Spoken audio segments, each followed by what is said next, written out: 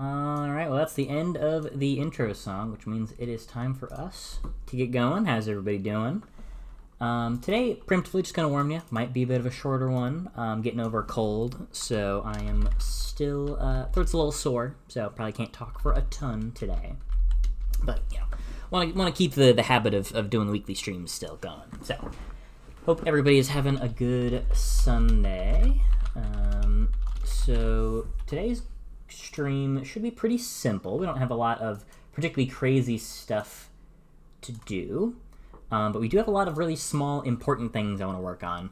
So polishing and tweaking and getting everything in a good spot for the release in 20 days. So the game is all done content-wise. I finished the intro and outro sequences. I've added a couple extra really good features, and I had a full game playtest with one of my friends yesterday. So I'm going to go through and make some of the changes I saw from what he played, to try to strengthen the overall experience, pick up some slack from weak spots here and there, and make it overall just a bit stronger.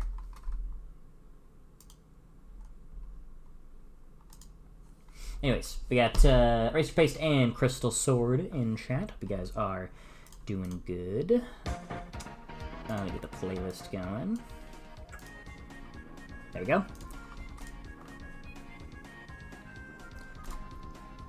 Alright. One addition I made that I'm pretty happy with is the game now has an inbuilt system where it will essentially detect if you have an out-of-date save and prompt you if you want to delete it to start a new one. Which is good, because that means... basically, people who played the demo would have save conflicts if they played the full version. So now I've got a system in place to make sure that that doesn't happen. Or at the very least, that they have a warning. They have a warning in case they want to, for some reason, keep their save and fuck everything up. But that would be dumb of them. Okay, so I've got a list of tweaks and changes that I want to make. Let's go ahead and take a look at that list. Hey, Oro, how are you doing? Okay, so the first issue we kind of had was in the second world here, in the train yard. So these boardwalks are here primarily as a backup. In case you, say, use the surfboard, and then you don't really have a good way to cross the barrier. So this is a way to still be able to access good chunks of the level. Now, the one problem with these boardwalks is that in some places they were kind of... He ended up seeing them as the only... or as the intended path, which then led to sort of the order of things getting a little messed up. Like right here, instead of going... You're supposed to go up here, and then up and around here. But what he did was that he went this way instead, and ended up missing some of these enemies. He took that surfboard, and then had to come back and backtrack for these guys later. So that's something we're going to want to address. So either making the boardwalks a little less visible, or making them work more one way, or something. Make some adjustments so they can still kind of function, but aren't as enticing, basically. Why not version your saves and create converters from X version to X+1 version? I could look into that. I don't know exactly how to do it, because the problem is it seems to be with... Well, not seems to be. It's with Unreal not having the correct lengths for certain... for freaking arrays. I don't know why I was looking for that.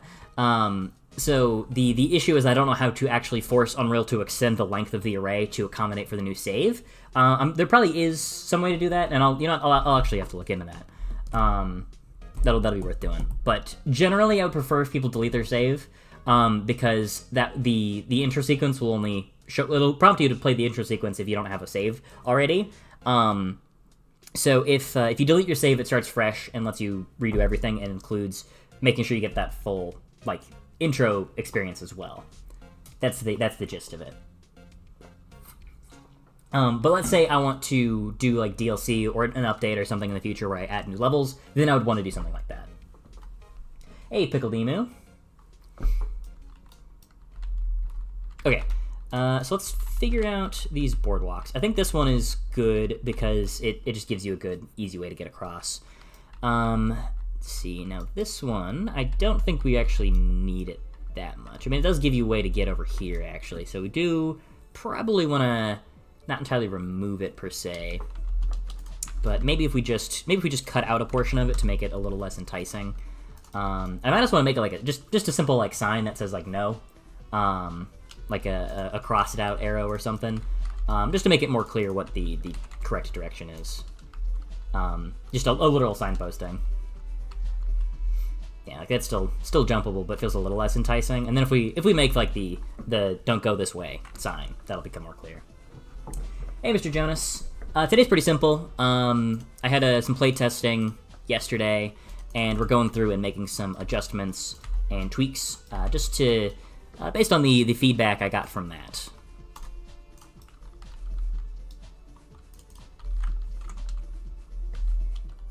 So yeah, right here we'll put like a little sign saying, go this way. And then we'll do the same right over here. And I also think that if there's a slight gap, that also makes it it draws the eye out slightly less. Water doesn't look very watery. It looks kind of watery. It looks more like a distant ocean-y sort of aesthetic. But I prefer this look of the water over the old one. It doesn't end up being as busy, and it does a better job of fading into the background. Why did you not go with me? Oh, got him right on the board with me there. Okay, now I'm just playing the level. Okay, so let's try trimming the board here slightly. I think that's really all we're probably going to need is just to trim the board and then have a sign. Because I've got a couple extra rounds of playtesting I'm planning on doing. Want to be pretty thorough in everything, make sure we're in a good spot. And there were some issues with the... Oro specifically had some issues with the surfboards glitching out. I haven't had any of those in a while, and yesterday that didn't occur in playtesting, but we'll have to see if that's actually fixed or not, which hopefully it is. So that would be, if the surfboards are just inconsistent, that would be a really bad problem to have. Oop, quick there. Let's see, some of the other things that I noticed in playtesting was the game was definitely more difficult than I really had anticipated. Don't really intend on changing that for the most part. I think the difficulty is in a pretty good spot, largely. There's just maybe a couple of places here and there that need to be less confusing, rather than less difficult. I don't think the difficulty is really particularly high. Okay, let's go ahead and make that little sign that points you away from the wrong direction.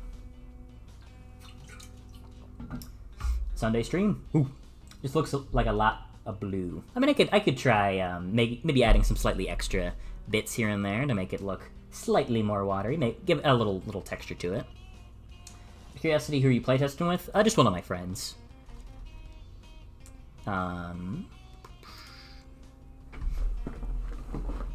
Yeah, been using those guys for playtesting primarily. Okay, so let's go to attributes, edit materials. Then select you and set that to Boardwalk Dark. There we are. So this to Dark Sand. Okay. Then we're going to make a new blueprint. Actually, we can just make it a...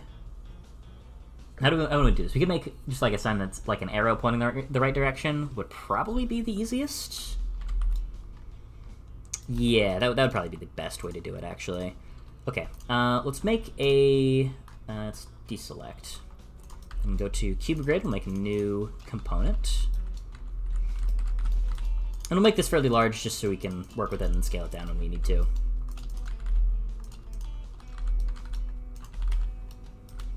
Yeah, and then we just do one of these, one of these. Yeah.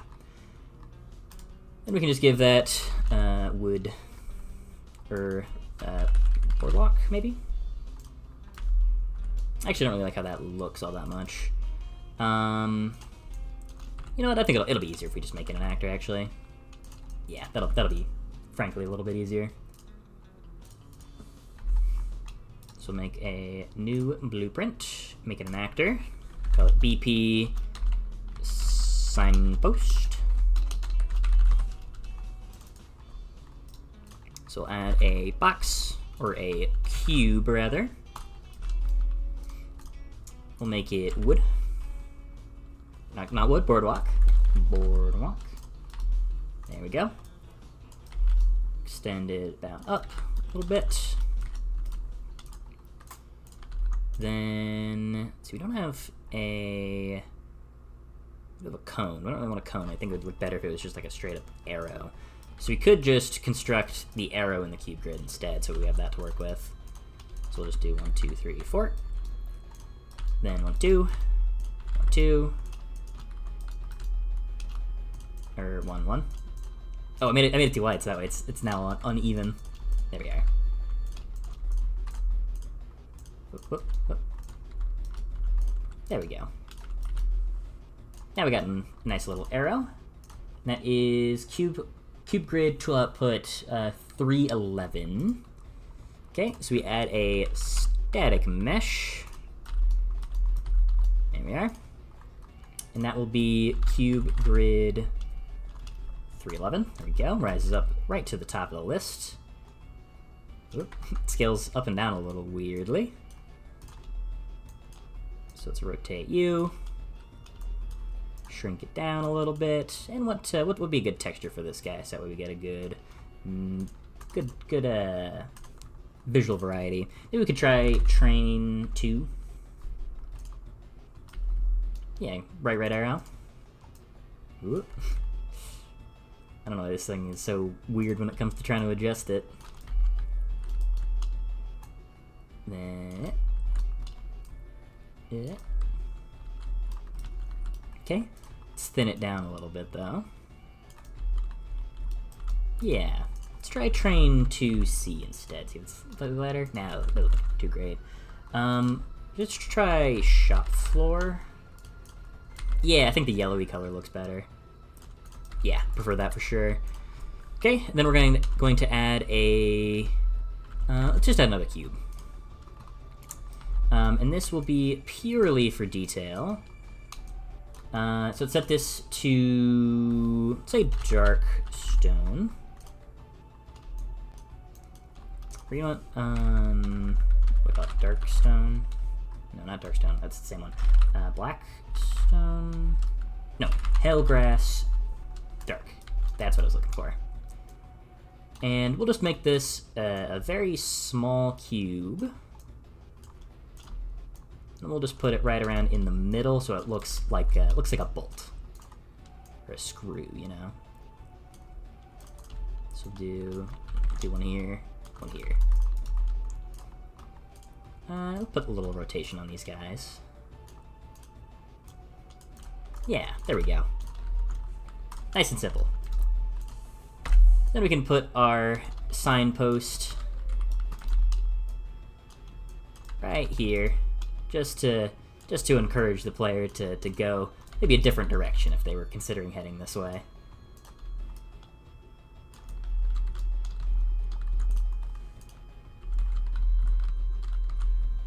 Yeah. So you can still jump it if you want, but there's a sign that's telling you don't go that way. So if you do end up going this way, you shouldn't. You should feel like that was your own dubious decision.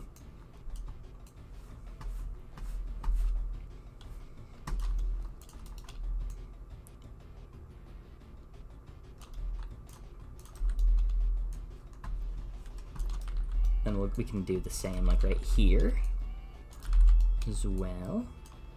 And then from there, I think the level follows a pretty easy layout, because the only split paths really right here and right here. Otherwise, you pretty much just follow the surfboards in a pretty natural order.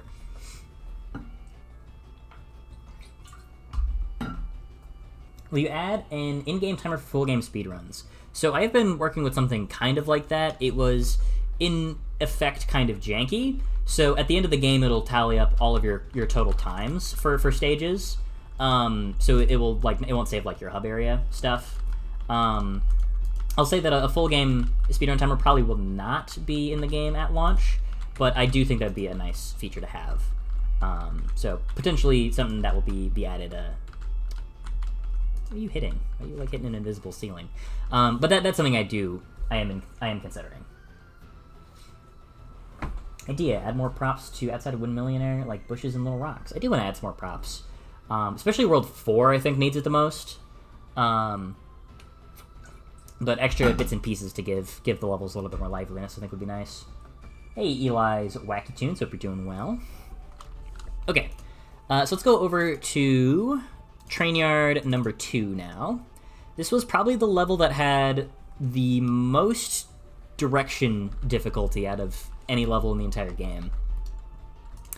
So this is the one that's going to need the most amount of work, I think, to get, yeah, because I can see why, because this does sort of, it makes sense why you'd want to go over here, I guess, but this is supposed to be the end of the level,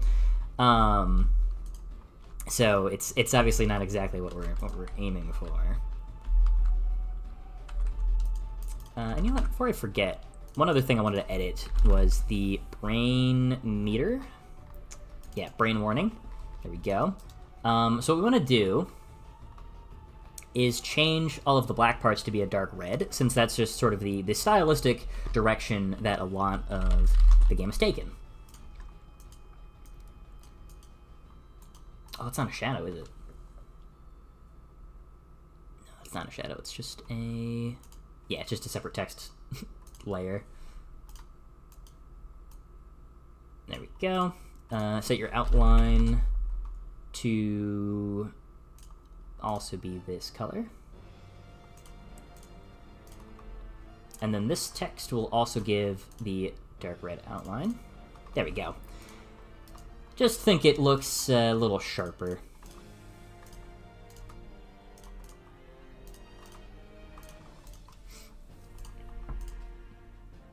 There we go. Then we'll just do the same for all the other bits and pieces.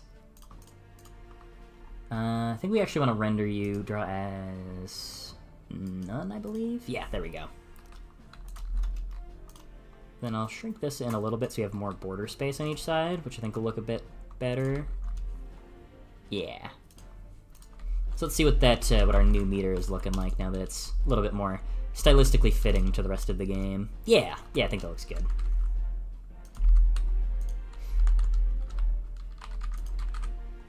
Bop.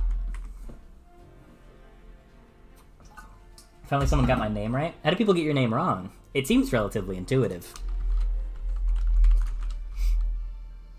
Okay, so first problem is this bit here. It seems a little too appealing. People would want to just go straight out here, or at least my one example would want to just go straight out here. So what I'm thinking we do is just same thing as on the other level. Doesn't have to be anything that complicated. We can literally just put a sign down and say, hey, go that way. So we grab, go to props, and not there, train yard. And put a signpost down right here. Directing players right where we want them to go. It's my it's the equivalent of the yellow paint that everybody loves to complain about.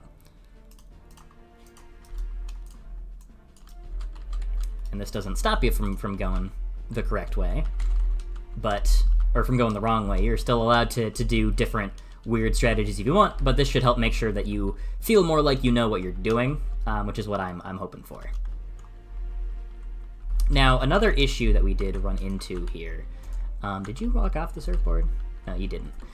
So one issue that I had is that he didn't really have a good reason to look over here towards where the Slapmo is, and it doesn't really work unless you see the other guy on the board.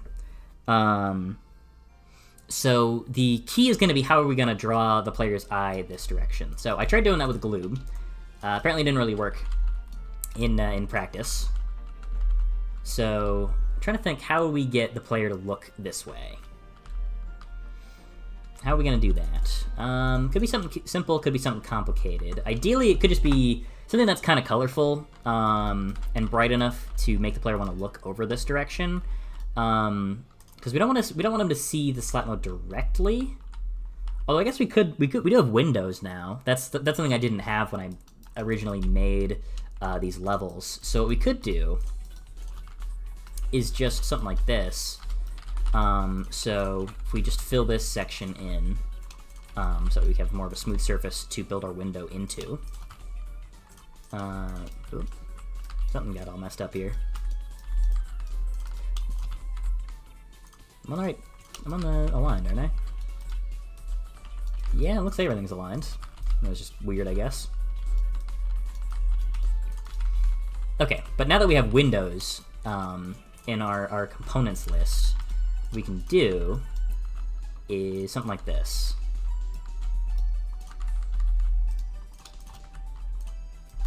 Then we grab a window and flip that to 90 degrees.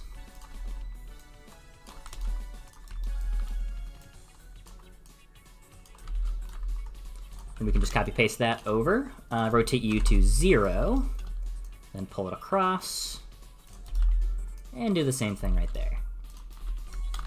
So now, you'll be able to see the enemy, be like, oh, wait, I can't shoot him. Let me go shoot. Oh, shoot, we're going. That might be probably the most elegant solution. People call you Ellie. Oh, okay. Now it kind of looks like the arrow is pointing you to the wrong way. Oh, it does kind of look like it's pointing over here, huh? You know what? I think if we get rid of the arrow, that'll probably be fine, because now that you see the Slapmo in here, you're much more likely to be drawn towards fighting him instead of going out this open door. But we'll test that in playtesting. Screen is cropped and me no likey. It is a little cropped. Alright, I'll fix it. I'll align it.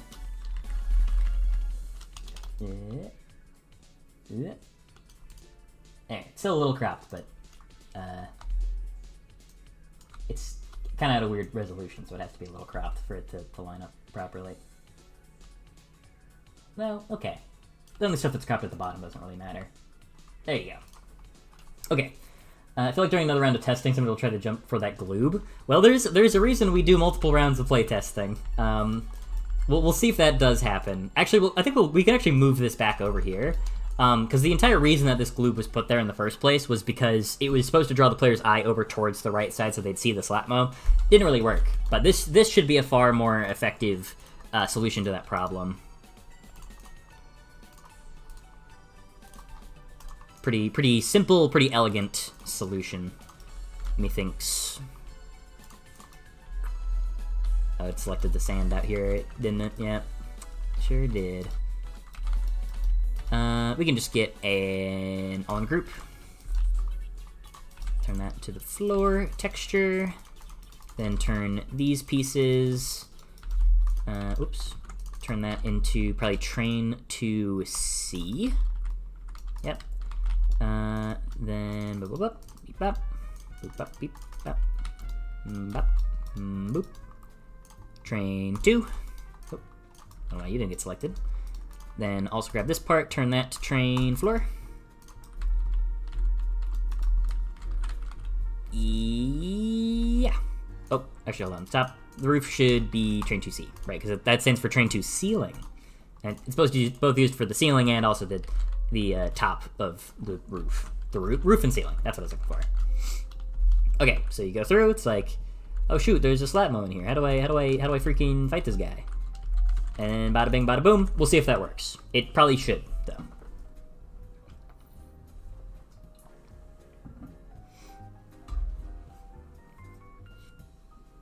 Better? Which part's better? The gloob being not the gloob not leading somebody to their death like a siren's call. Mr. Seth, how do you make the filler parts of a level? Well, if I make a level, the goal is really to not have any filler parts. But if you mean like more so the moments of in between each like more exciting moment, the idea is that you want to have each part of your level mean something or challenge the player in a unique way. You want every part of it to feel like it's adding something different and not feel like it's treading water. So for this level, for instance, let's just do a quick run through. So the whole gimmick of this level, if you're starting out with an idea of what you want the level to be about, is to introduce the surfboards, and I need to adjust how these textures look. They're really kind of grody looking. Yeah.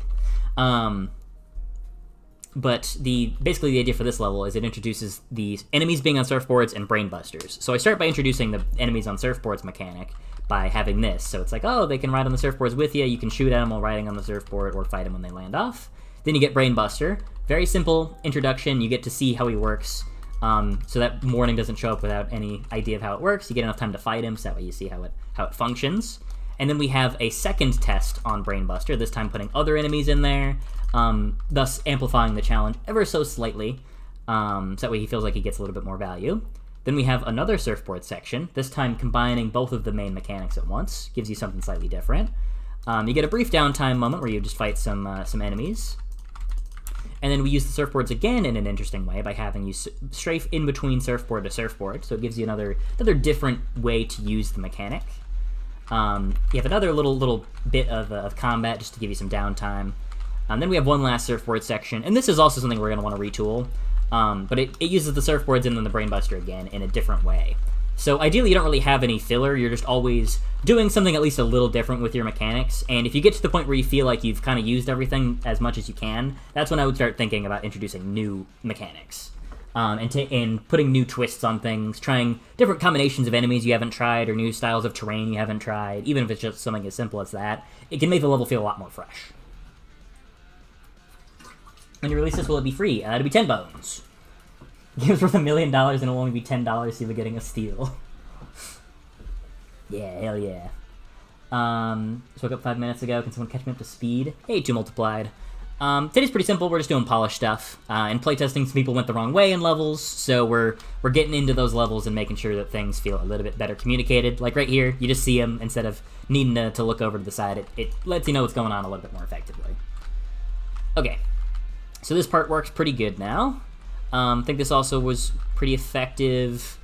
Let's see. So I think this is also going to work. So the next thing we're going to want to change is right here. So let's go ahead and cut out a portion right there. And let's also make this a jump. Then grab an arrow. TU 180.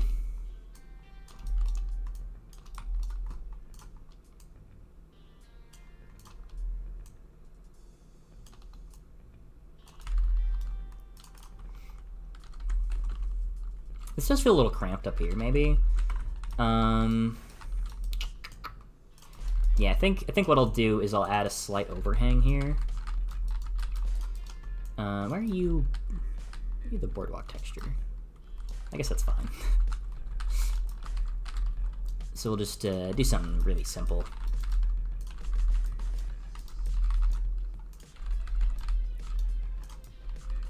Yeah, but this should make this part feel a little bit more comfortable.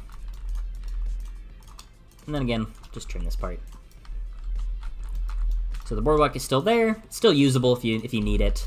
If you waste your surfboard and you need a way to get around, but the intended direction is more obvious. So you don't feel like you're wandering around with no idea what you're supposed to be doing. Okay, then set this to shop floor.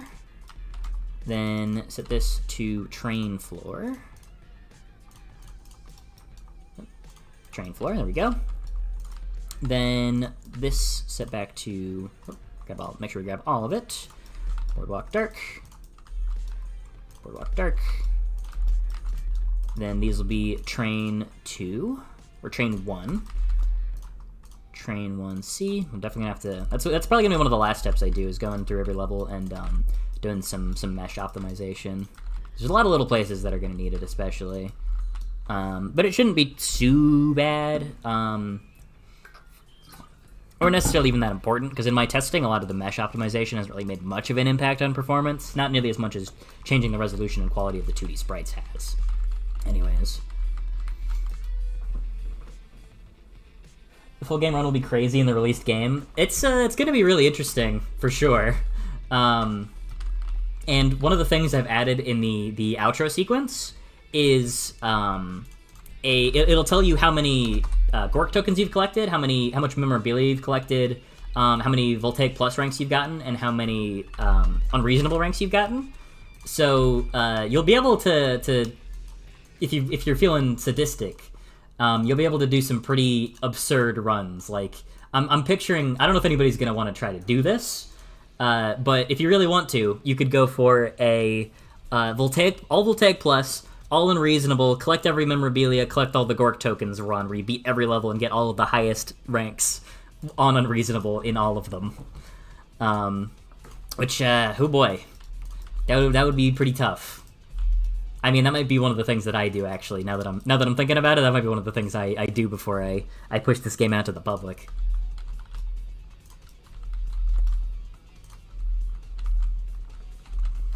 Yeah, I think this reads more effectively.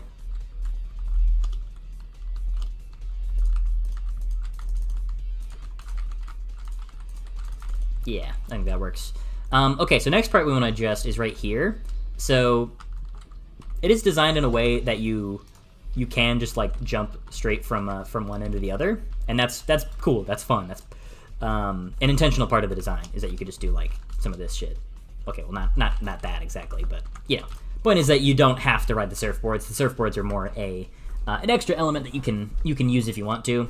But problem is the playtester didn't even realize that he could just strafe from surfboard to surfboard. So we need to make that apparently needs to be more obvious. So the screen croppage is changing every time. That is really weird. Oh, it is changing more. Why is it doing that? It's so strange, actually. Oh, it's a different display? Why is this one? Well, I don't think I enabled this one. Why is there a different... Okay. Alright, well, that's weird. I don't know why... I guess I must have enabled multiple displays somehow? Whatever.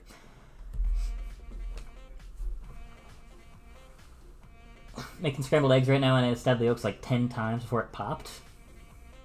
You have to... I mean, usually I just, like, stir it a little bit. Because I'm going to make... every week I make a batch of muffins that I eat for breakfast. I'm going to do that after class today. Not after class today. After stream today. Usually you just, I just sort of mix it in a little bit, and then it's good to go. Why did Slapmo steal your hat? Because he's a dick. Splay got cloned. Sorry, OBS's dark magic. It really feels like that sometimes. Hey, go play outside. Hope you're doing good. Okay, so now to make sure that the player actually realizes that you are able to go from board to board, I can also move this guy over. Because this was also intended to make you look over at the Brainbuster, but that is not really necessary anymore. So now we can just put one on the path right here.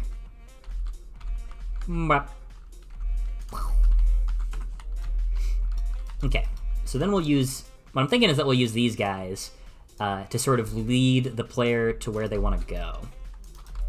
So, something like this. So you'll get on one of them, and then have one that's like right up here.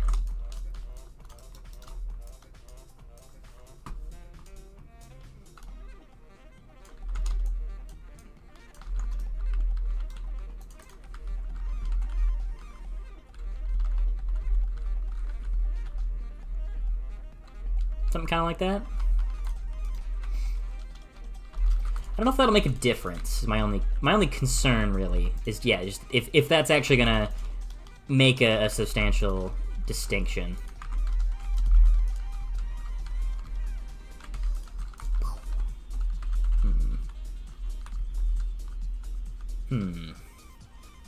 Peculiar.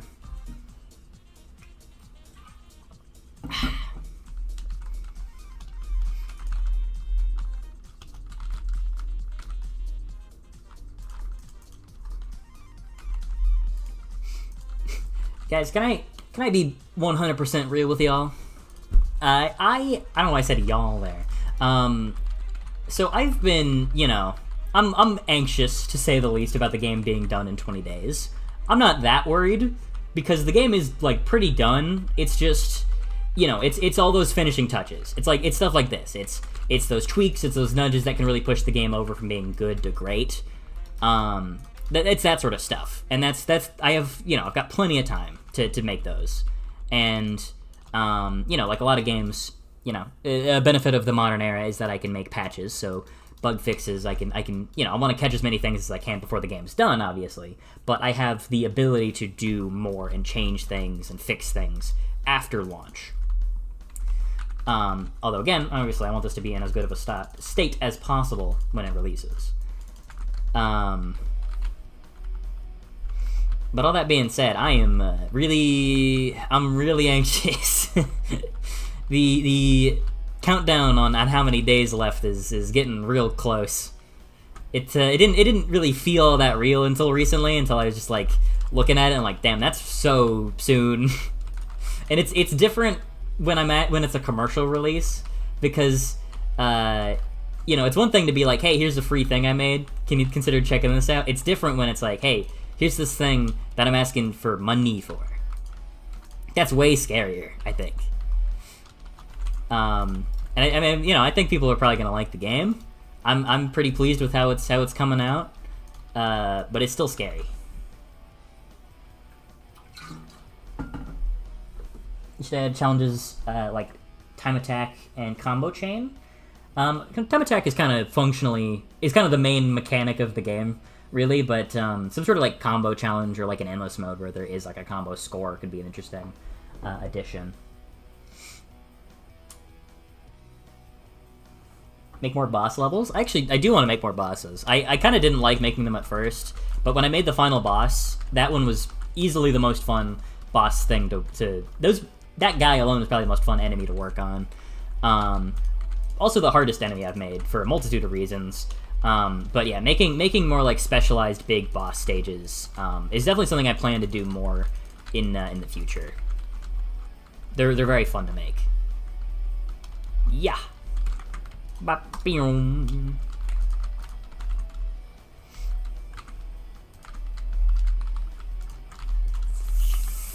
you, Spider-Man. Okay, I think this is pretty good. Again, the only dubious part is right here. But I think we'll let that rock for now. Let me go look at my playtesting notes one more time. Let's see. So that is fixed. That's fixed. That's fixed. That's fixed. That's fixed. Oh, okay. So one thing that I did notice that was really weird was some enemies were not healing the player when they died. Let's see if we can figure out why that happened. Let's see. Oh yeah, it's just not doing anything to heal the player upon death. I haven't revisited that system in a long time. Let me just refresh myself on how that system works exactly. Good, shoot me. There we go. So we can use Bouncer as our example since he does have the healing system properly in place. Let's just pull you forwards a little bit so you don't get all your bullets blocked by the t-shirt racks there. Okay, so when he dies, runs all this code, yada yada. Juice, combo number. Heal, there's this code, right? It just called heal. And I guess I just don't have the heal code in here for some reason. No, I do not. I just don't have the heal code. Okay, well, easy fix, which is pretty good. Heal. Has he never healed? Has he just not healed this entire time?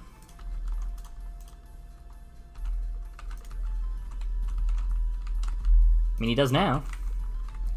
Gunther, you heal, right? Yeah, you do.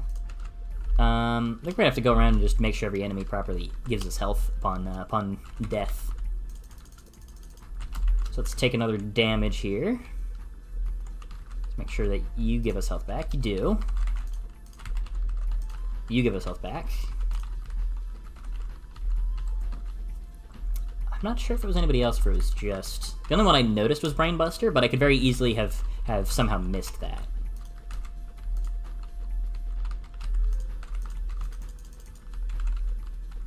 Seems like it's pretty much everybody else works fine. Let's go double check it on Trainyard 3 real quick, though, just to make sure we didn't forget anything.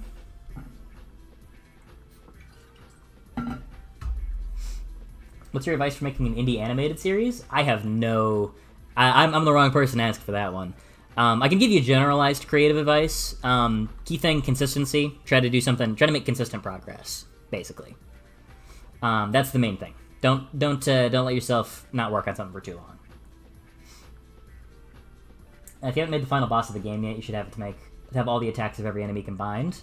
Well, yeah, you're not far off. It is done. Because the game's done in 20 days. So don't. I was definitely if the boss was not done by now, I'd be concerned. That's why I said against Brainbuster. Sure. We got a way to skip the splash screens on game launch. I can just add a button to disable splash screens in the options. Let me even add that. Skip splash screen button. Yeah, I'm fine with that. That's a reasonable ask. That would also, I imagine, take about like 2 seconds. So wouldn't be a particularly big ask. Okay, so that's fixed now.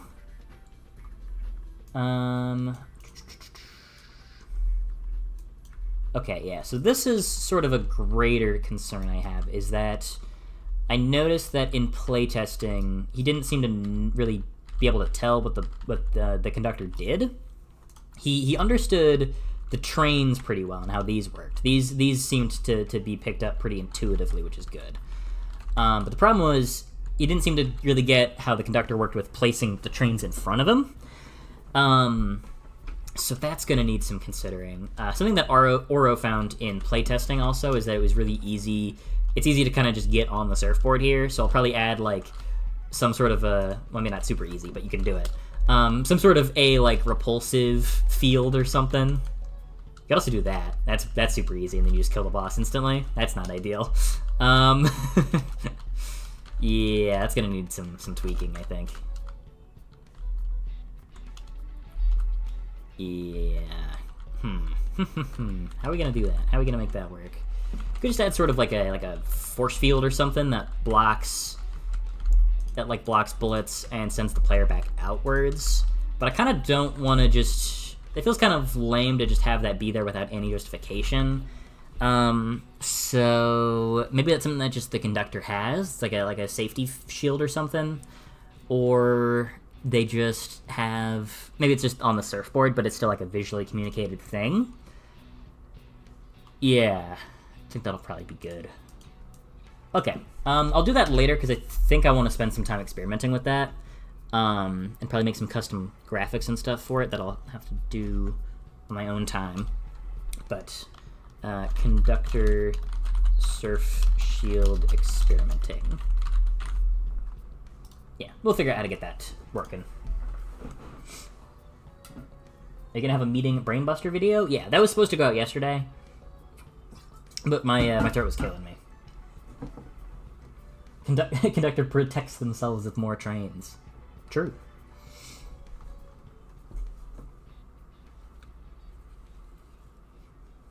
I also have Windows. Wait, I have Windows. Hold on, I have Windows. Wait. Hold on, I'm thinking. So we could have this bit, right? But what if we take the intro section, shift everything over to the side, and then you go up and then like around or something, and then you see like the conductor you're like right here or something, right? And then you see the conductor get launched that way. So that way you see through the window again. That would fix it all. That would be pretty smart. That would be easy. That'd be elegant. It wouldn't require anything that's overly convoluted or making a bunch of new stuff. I could just restructure the level a little bit, and that would work much better. Yeah, I prefer that solution. This is too high, I think. No, it's just this is too low. Yeah. And I think we're going to extend all this bit out a little bit, too. Yeah, just to give this slightly extra breathing room.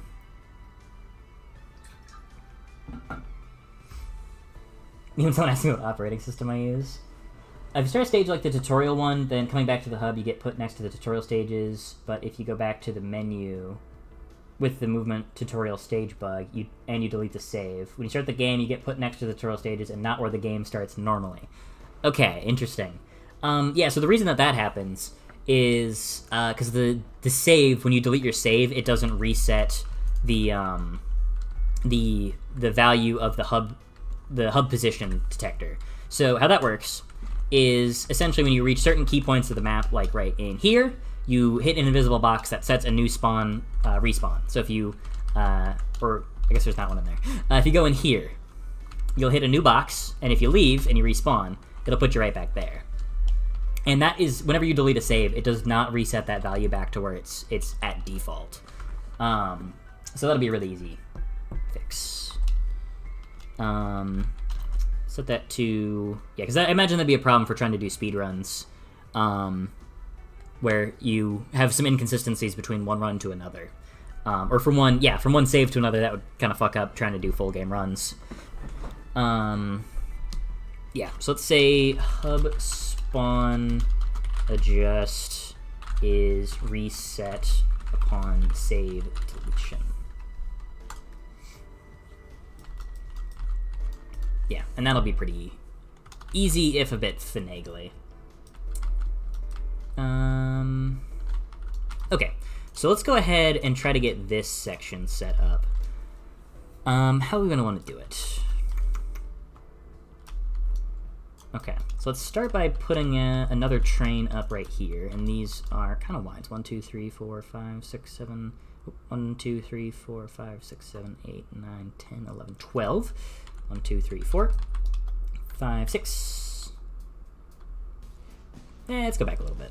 And 1, 2, 3, 4, 5, 6, 7, 8, 9, 10, 11, 12. Then we'll do kind of the same here.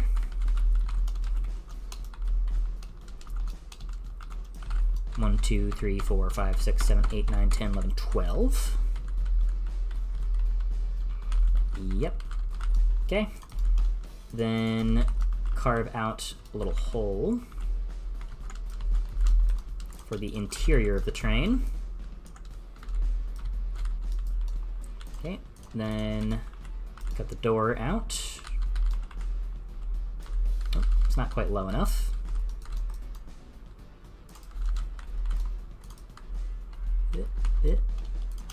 There we are.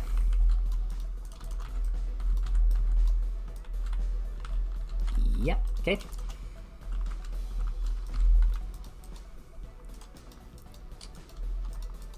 How are we going to want to do this? Let's see, this is 1, 2, 3, 4, 5 tall. Okay, so let's start by just cutting out this whole section. There we go. And 1, 2, 3, 4, 5. We can do one of these. Yeah.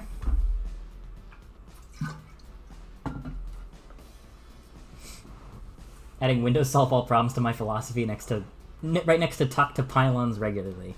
It really does fix a lot of issues. Fix the pausing acceleration bug with more windows. The pause acceleration bug has been patched. I know I said I wasn't planning on patching it, but Aura did point out that it kind of broke a lot of things, and it kind of made there no good reason to actually use the dash anymore. It is a little disruptive. That's kind of my philosophy with patching bugs, is that if they start replacing core mechanics and kind of make it less interesting, which I think just spamming that to get infinite speed at any point kind of isn't really as interesting as needing to charge and release your dashes tactically. So that's why that one got patched out. Fix the infinite bouncer bounce bug with more windows. No, that's not a bug. At this point that's an intended feature.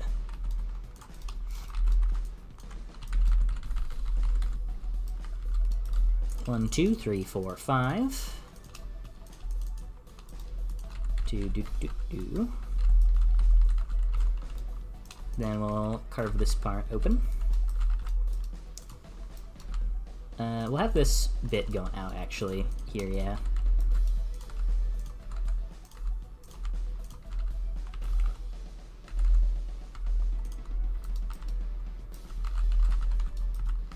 Oh yeah, I forgot there's this trigger box in the way. We'll have to move that out of the way. Sure, we'll go ahead and move the trigger box now.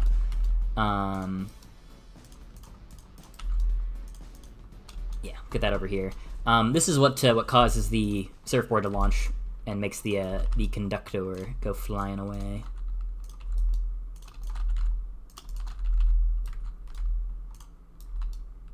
Yeah, and then we'll probably remove a lot of this stuff back here. Don't forget to make the detonator placeable when the special meter is not full. There's so many things to fix. Special place detonator without full special, but you gotta have full to detonate. Well, we'll see on that one actually. That could be. I don't think there's any drawbacks to that, but that is also, that's not just like a bug change. That's a fairly notable mechanical change, since that allows you to do a lot of interesting tactical things with the detonator. And again, I think it sounds interesting, so that's probably a good addition. I don't think that would really disrupt the balance of the game in a negative way. I think it would probably be a positive. But that is not just a simple bug fix, because it's not necessarily a bug. And I gotta carefully consider the ramifications of my actions. But it does sound cool, so we're big rule of cool heads here.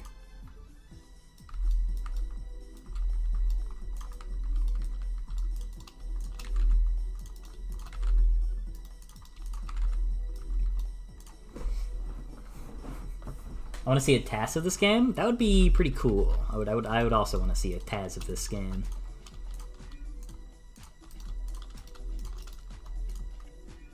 Oops. Deselect you. No? Okay.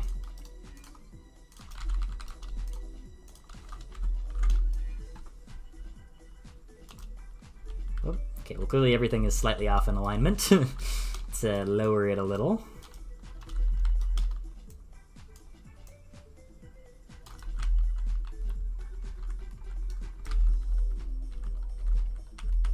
Scale-wise, it almost lines up. Pull things forwards a little bit. There we go. These definitely are a little high up, though. Oh, I think I missed...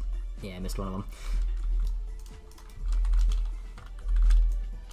Let's get you in there. Let's flip you around.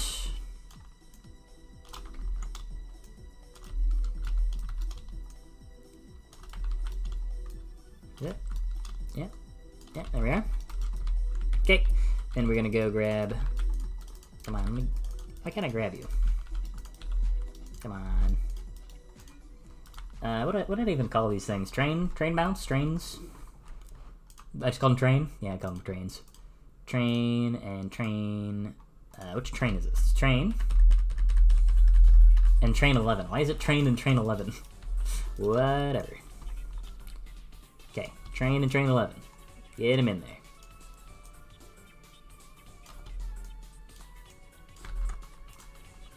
There we go. And now the doors are slightly misaligned.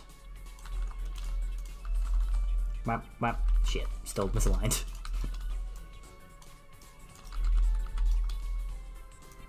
Yeah. I think it's just slightly too narrow.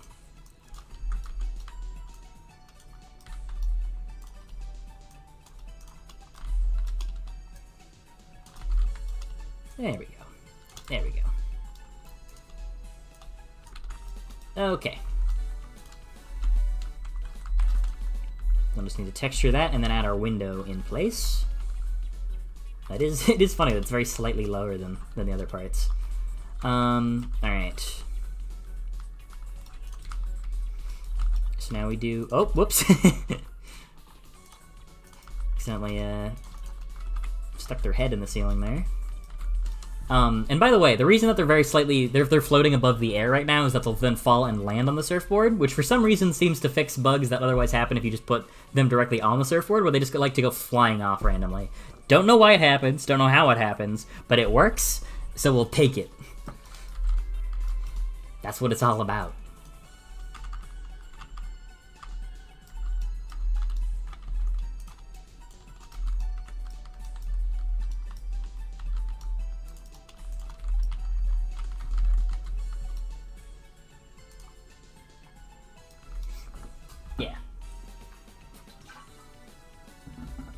unintuitive and annoying. I mean, I can see where you're coming from. I haven't really had that complaint from anybody else, but I can understand why. And again, I think it would only probably lead to more benefits than negatives. I can't really think of any negatives. I think it would give the detonator a bit of a buff by letting it be more tactical and preemptive, which I think would also give it more... It would give it a different, more of a strong use case when compared to the bird, since the bird you can just use whenever. So I mean, I think I'm with you. I think it would be a good change. Fix the old 3-building sucking bug with more windows. Train and Train 11. That was successful with the new YouTube short spin. They've been... Some of them have done pretty bad. But some of them have done pretty good. I think they probably will, all in all, lead to maybe a couple hundred extra wish lists on Steam. So I'd say fairly successful, relatively. Yeah, I'd say so. I'd say generally a pretty good thing. I've just I don't really care that much about making them. I don't really care for making them. They get kind of old because they're pretty simple. But yeah, all I'll say is don't be surprised if if you don't see a lot of shorts after the game launches. Or yeah, basically, that's what I'm getting at. Actually, let's do some texturing on this after I get everything else sorted. I don't know why the navigation takes so long to build on this level. Not so long, but it sort of makes things chug more than it usually would.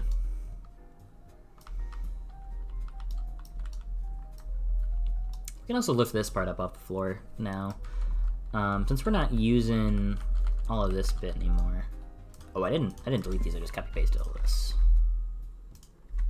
Yeah, we can get rid of all of these elements since this bit is no longer in use.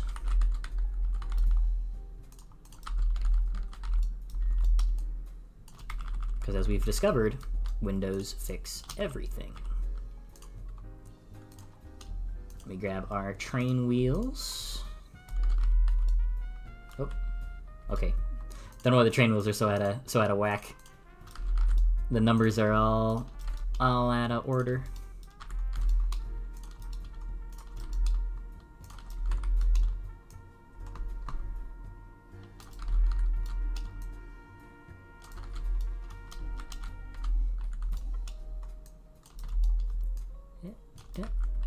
There we go. Now I got that lined up. You can inject more of your personality into the shorts. It's true, it's just kind of... I haven't had a lot of energy to put into them, because I'm trying to, do everything else. I'm trying to finish the game on top of making all these little videos about it. And it's been kind of draining, to be honest. I don't want to... I've found that the videos that I make, I generally like them a lot more when I'm not under all that time crunch to do something else too.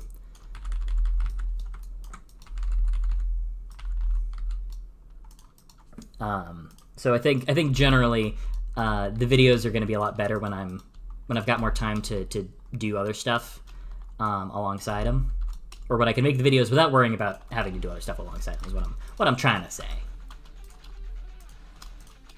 I think that's kind of the main limiting factor on a lot of them right now, is trying to make them alongside other stuff is it's a lot of extra work to do. It's a lot of extra stress to pile on.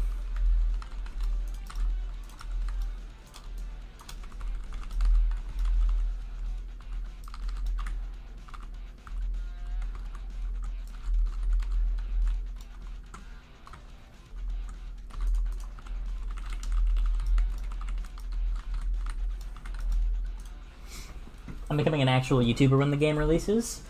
What, like doing like speedrun videos or something, or what? Or are you just gonna like make your own stuff? Because you should try it. I would encourage that. It's pretty good for getting the stuff you make out there.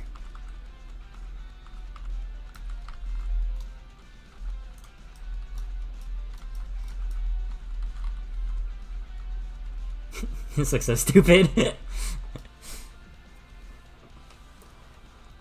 gotta put Subway Surfers clips above the shorts. Well, I was hoping that my own gameplay footage would be the Subway Surfers footage equivalent, but guess we gotta add extra stimulation so the viewers don't get bored for even 10 seconds.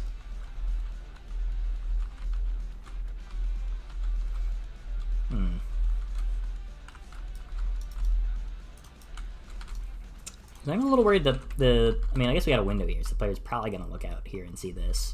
Especially when you have movement taken into factor as well, taken into the equation. Because movement, good little tip for you, is that movement is really good at drawing people's eyeballs. It's kind of the core thing that draws the eyeballs. Don't you know?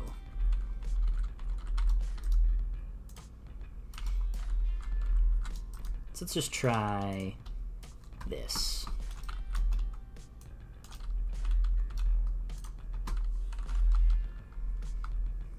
Okay, you kind of can't really see them that well from here, though, is the problem. Yeah, that's kind of its own issue now. If I just enter it here immediately, does that? No. Yeah. Okay, well, it's kind of funny where they just out right at eye level, but you can't really get a great visual on it.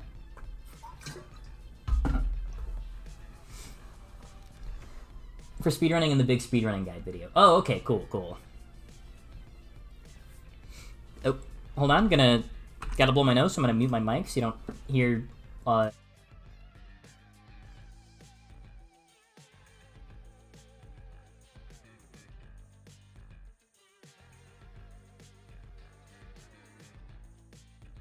Alright, we're good. How many songs do you have in your playlist? It's like a stream playlist. So it has, this one I have right now has 314 songs on it, but for some reason it likes to get stuck on the same 2 or 3 songs over and over. Or it likes to play a lot of the same songs over and over. That's why there being a billion of them. God, I hate having my sinuses be all clogged. It's like, it's making my head all dumb.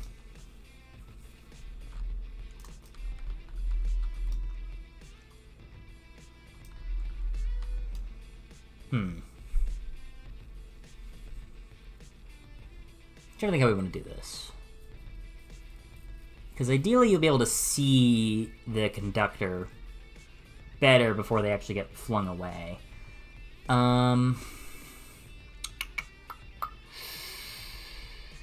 So we could slightly raise the starting area a little bit. So like instead of having this bit down here, we could just sort of raise it up about here-ish. And so then you sort of get, you go right here, and then you see the launch from, like, maybe there's a window right here or something you can see. A couple different ways we could do this. I don't know what would be most effective. We could just do right here. Hit it. Ouch. So let the conductor fall.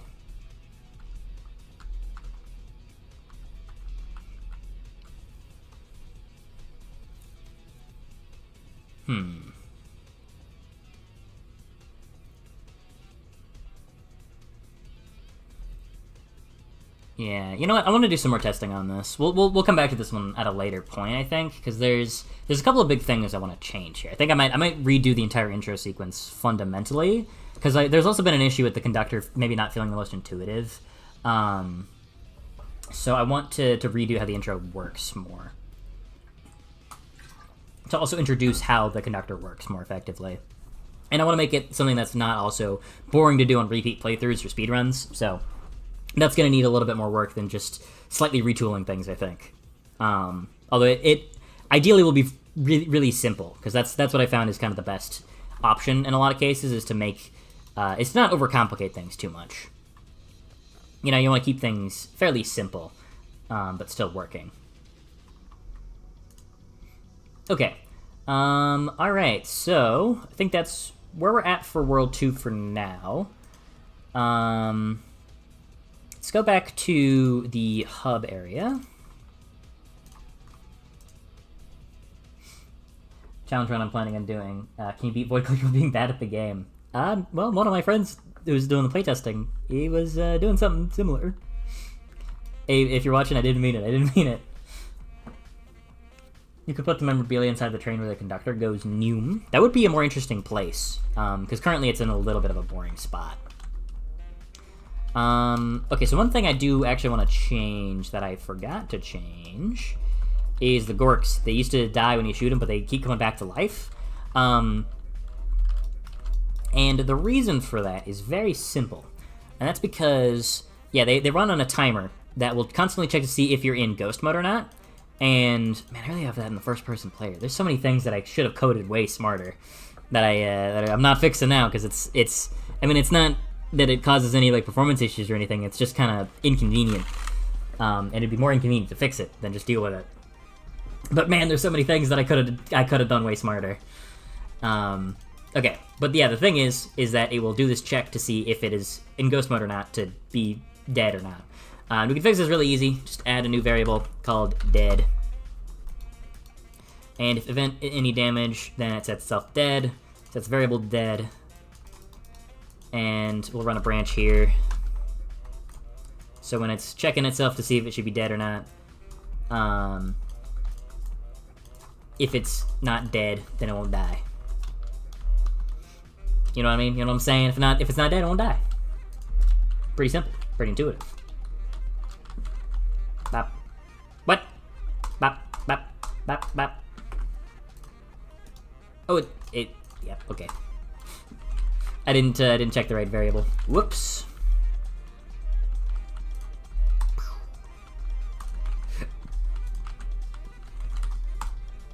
What? When he takes damage, set dead to true.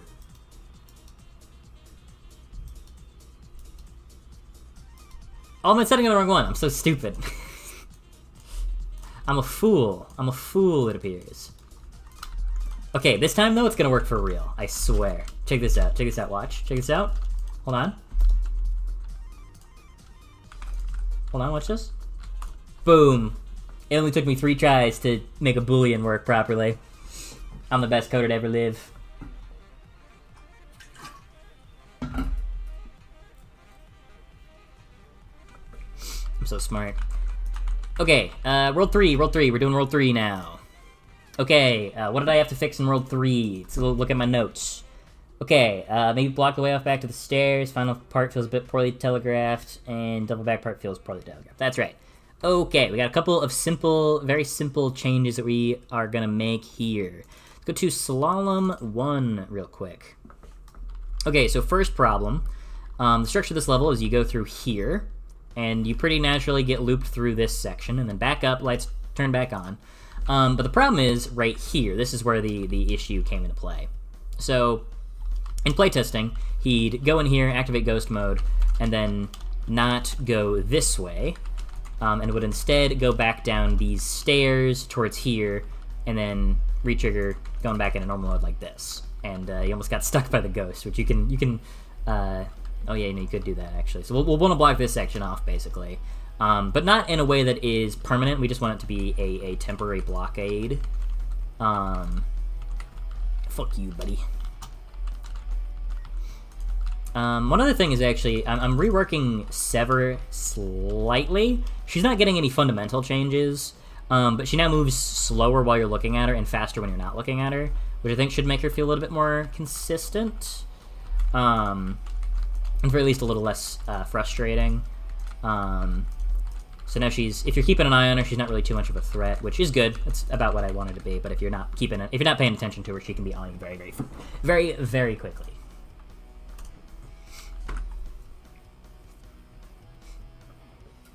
I finished leveling my game while watching this. Nice. Looking at a speedrun platforming game mixed with trolls. Hope it's good.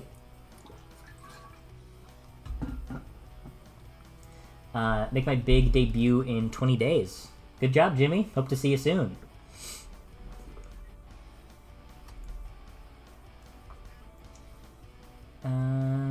Okay. Now what? Now what? Okay, so how are we going to get this guy to get blocked off properly without breaking everything? Oh,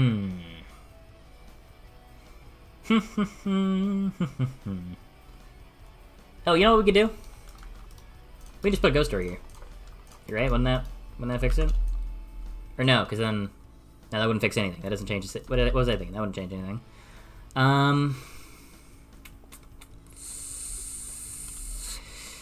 Yeah, because if I put this here, then it would go away when you get up the stairs, but then it would just go away again when you activate ghost mode again. I could have like a bloody arrow on the wall or something. Yeah, because the problem is that he just felt compelled to go back down. Yeah, maybe something that's more signposty. That is kind of the thing I've found, is that generally it's better to be sort of signposty than outright like block the player from doing anything. Because if you outright block the player, that is a lot more likely to fail and lead to some issues. Whereas if I just put like a sign, an arrow there, it's like, hey, go this way, then it should be less likely to cause issues. So we'll probably want to do that. I want to do the same thing for the Solon 2, although I think that some parts here just don't really work quite properly. So one major problem that we were running into on this level was in this section. We'll actually want to start it up here. Oh, then it really starts all the way back here, actually. You enter here to trigger the ghost mode switch. Then we go down here. Yeah, so this is where things seem to not want to function properly. So you got this Sever chasing you while you're doing this bit here.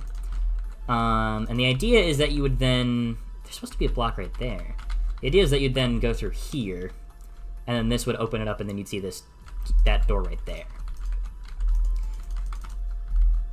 Yeah. So I think what we'll do is probably add some bloody arrows that only appear when you pass certain points, which I think could be kind of fun, actually, to makes it feel more ghostly if things sort of like appear and disappear as you go past them. Which might have been worth doing more of in certain levels as well. Yeah, this one has just had some weird jank too.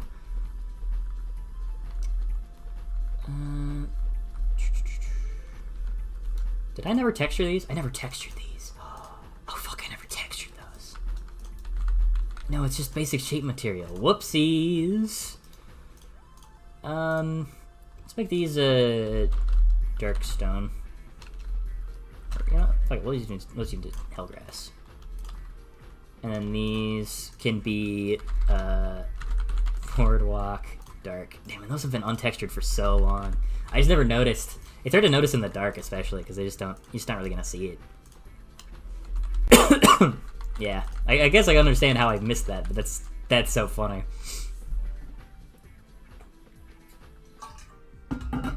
I sold a fruit snack wrapper? Good thing you didn't. Hey, Eliza Lark. And hello, VR Banana 360. The link to the Void Collector Discord is invalid for me for whatever reason. That's odd. Let me get you the... I believe should still be an up-to-date one. Where is the Discord link? I got like a little link thing. Oh, there it is. Bada bing, bada boom. And if I click on that,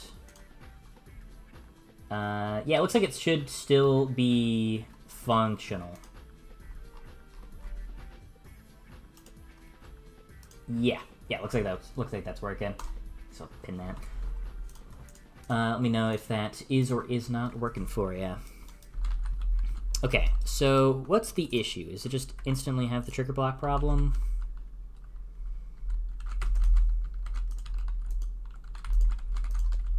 So what's the beef here? Nothing? Why are you being janky?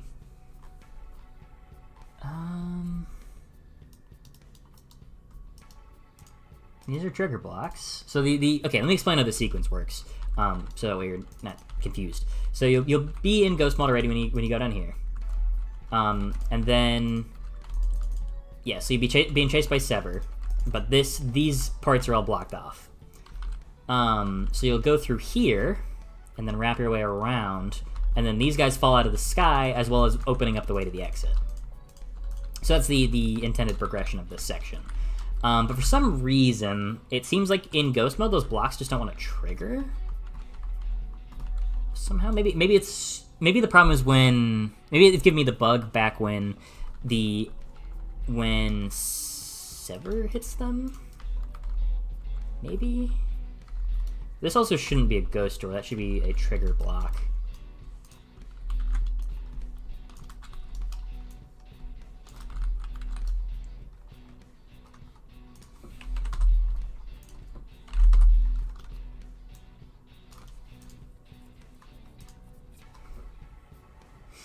Okay, my browser browser just doesn't like me apparently. It's weird. Okay, so we got ghost mode triggers. Activate those guys, and then these triggers here. I guess we just set another one right here to activate you, right? Let's go to the trigger blocks. Actually, not the trigger block, the trigger. It should be working fine. I don't know why. Oh, it's because if you go through it again and if it's not valid, then it's giving you bugs. Yeah, that's what it is. We'll just run an is valid node right here, and if it is valid, then destroy. This will just avoid any potential jank or crashes or bugs, which I don't think it should cause any crashes, but it'll prevent the game from spitting out any error messages at us, because the problem is that it'll basically delete something, and if we pass through it again, it'll try again to delete something that does not exist. So now if we run through it multiple times, we can run through it as many times as we want, probably having no issues at all. And yeah, we're good. We're good to go. Okay, so now all we're going to need to do to really spice this section up, methinks... what the heck is that blocked by the cube? Is to add in those bloody arrows appearing. Okay. Hear me out on this. Stick with me on my vision. I'm having a vision. Okay, so when you hit these trigger boxes, when you hit these boxes, instead of just having the bloody arrow appear, I'll make a flip book of the bloody arrow slowly getting drawn in, right? So that way it moves, and when something moves, it draws your eye to it, right? So that gives more intuitive guidance. Where are you going? She can't get past the door. She's stuck. Which I guess normally there wouldn't be a door there. There's no way to get past that, typically.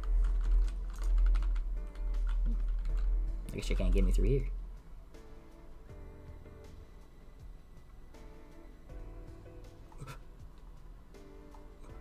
Okay, anyways, as I was saying, when you hit a trigger box, it'll basically cause that flip book to activate and then draw the arrow in itself as you're walking past it or something. That'd be cool.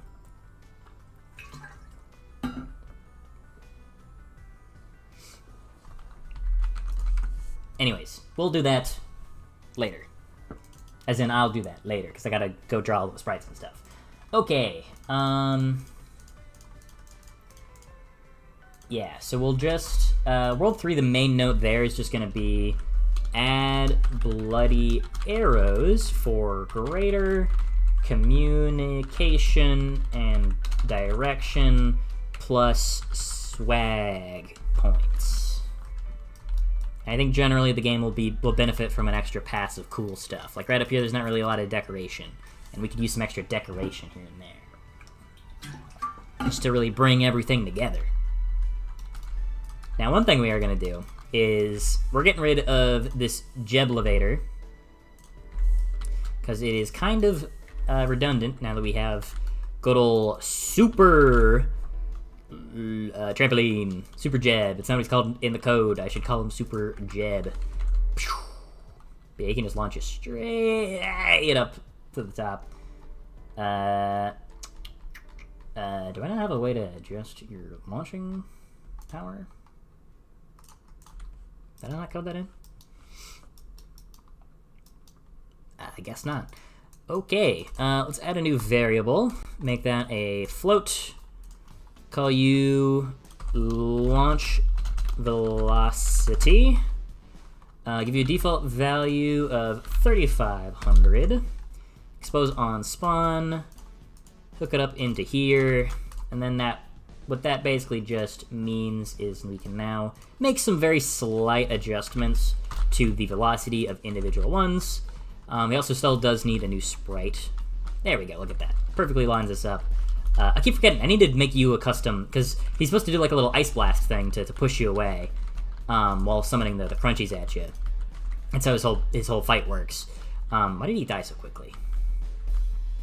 Maybe there's a bug there. Maybe I need to fix you. But they're supposed to be like little ice blasts, and they're just kind of long rectangles right now. So I need to make a custom 3D model for that, so it looks a little less janky. No free will and no level editor? Damn. Animated Blood Arrow is very cool. I think it would be very cool. Sever is much more menacing. She's very, very spooky. Seth, what's your favorite Pokemon? It's a great question. And I have an answer. It's my goat. It's my goat Darmanitan. It's him. He's the coolest guy. Not the Jeblevator. Are you planning on making any more content for the game after release? So yeah, a lot of that's probably going to depend on response. I've thought through a couple of scenarios as a bit of an anxious man. Like if there's a lot of big issues and that turn out where some people end up liking it, but it doesn't do as well as I would have hoped, then maybe I would probably consider doing like a 2.0 of some sorts. Basically sort of overhauling some of the larger issues if they are present. Probably won't need to happen because it's looking, based off playtesting and feedback, looking pretty positive for the most part. But yeah, I could totally see myself doing like either new levels or adding in like some sort of completion bonuses, something like extra levels if you get all the good ranks or something like that. Little bonuses and things like that I think would be pretty fun. One of the biggest things that would be great to have as a post-launch feature would be like a level editor or mod support as well. Oh shit, I didn't complete the parentheses in the title of the stream, you're right. Whoops. Anyways, that works now. Let's actually go back to the windmill for a second. I think the only thing here that really needed a little bit of tweaking was level 3. And this is kind of a similar issue where there was, players would go right to the middle one and then go all the way up to the top and then basically beat the final part first and then have to do everything else.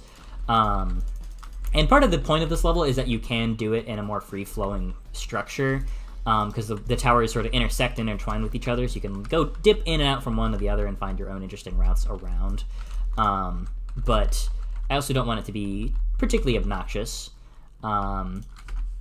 So we'll make some tweaks and adjustments probably just to make sure there's a clear order that you are intended to go, but you can still go anywhere. Basically just so you know what the end objective is. That's what I'm getting at. And that might be through... Another tweak I'm planning on adding is be kind of like a beacon, so like some sort of shiny thing coming off of the end goal so you can tell where the end goal is more easily, which I think would help. Okay, but one thing we do want to do is this part seems to be fairly clunky in playtesting. So we're going to make a couple of adjustments here. For one, just going to pull this part out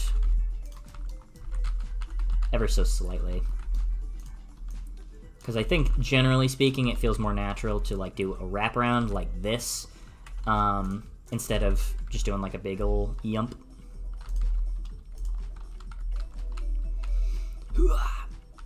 That's a fairly tight jump. Maybe we'll add a little bit more leeway to that one as well. Just a slight boost. This is World 1. We do want World 1 to be fairly approachable. But I don't mind players need to make those sorts of jumps later. This part also felt kind of clunky. I think it's a cool concept, but in execution, it feels kind of janky, and you have this weird floating hang time above the rest of the level that feels a bit out of place. Like right here, you're just sort of floating here, and you don't have a natural sort of line to complete.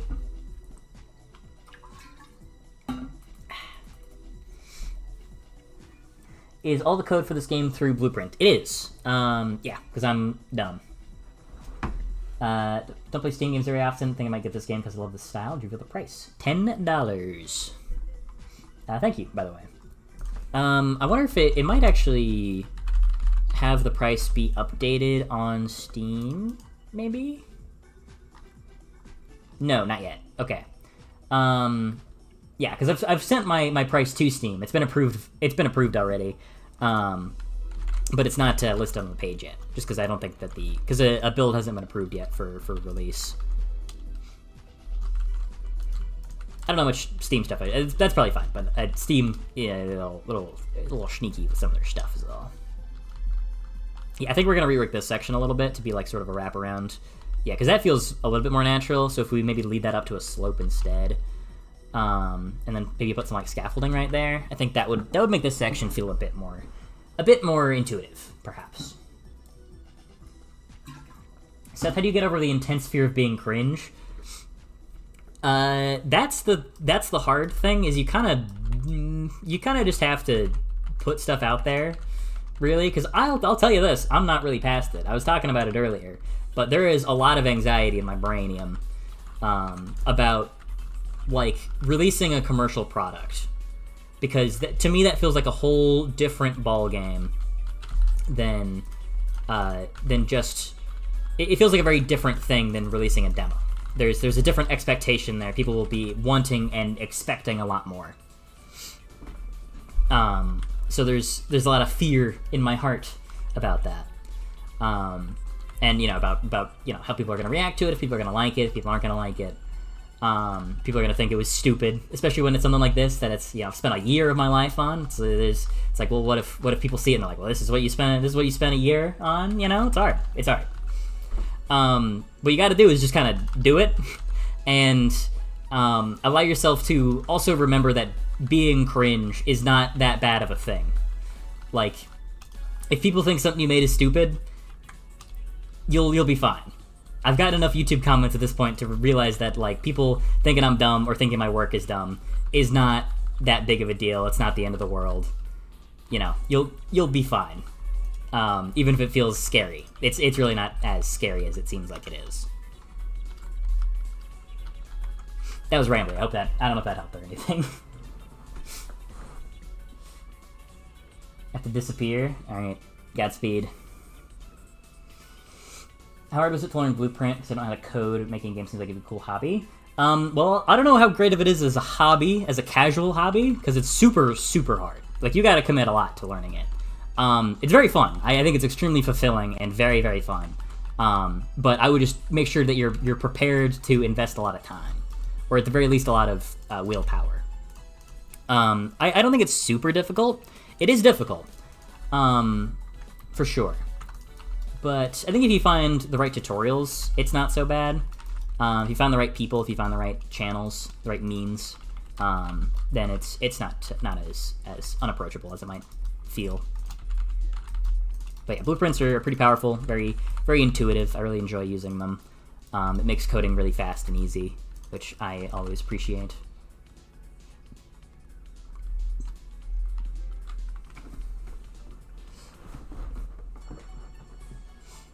So I feel your channel banner may be lowering morale, but it's funny though. But it's funny. Oh, it does say dies of cringe. I picked that because it's funny, and it is. So.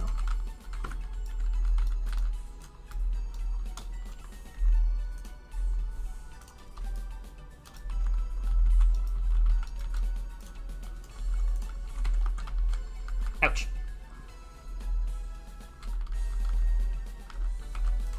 I kind of want to make some adjustments here so that feels like a more natural, smooth line you could take. Fuck you, Spider-Man. Yeah, like maybe if we pull this sort of over to the side a little bit more, and then get rid of that scaffold, so you can sort of go, whoosh, and then whoosh. Something like that, a little bit of that action. I think generally this part could feel a bit smoother for the intended strat, and both for unintended strats. I want to make this part feel a little bit more natural. Like could just jump like through there maybe, and then that could lead to something interesting. Yeah, and this part I also think could afford to feel a little bit better. Maybe just make those bigger, so you have more leeway to make those jumps.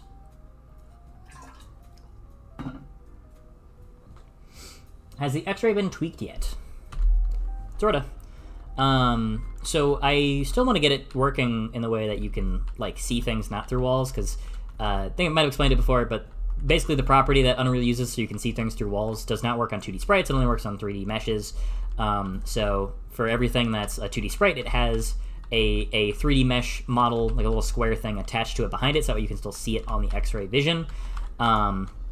But I would like them to show like this, ideally. But this is what X-ray is looking like right now. I'm personally pretty happy with the way the effect looks. I just wish that it did this at all times. I think that would be better.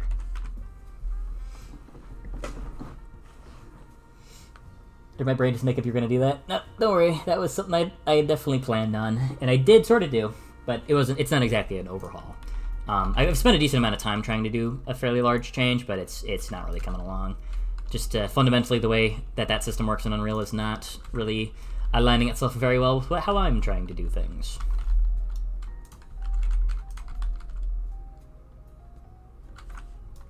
Okay, let's go ahead and make this guy a little bigger, though. Maybe like double the size, just a little bigger, just a little bigger.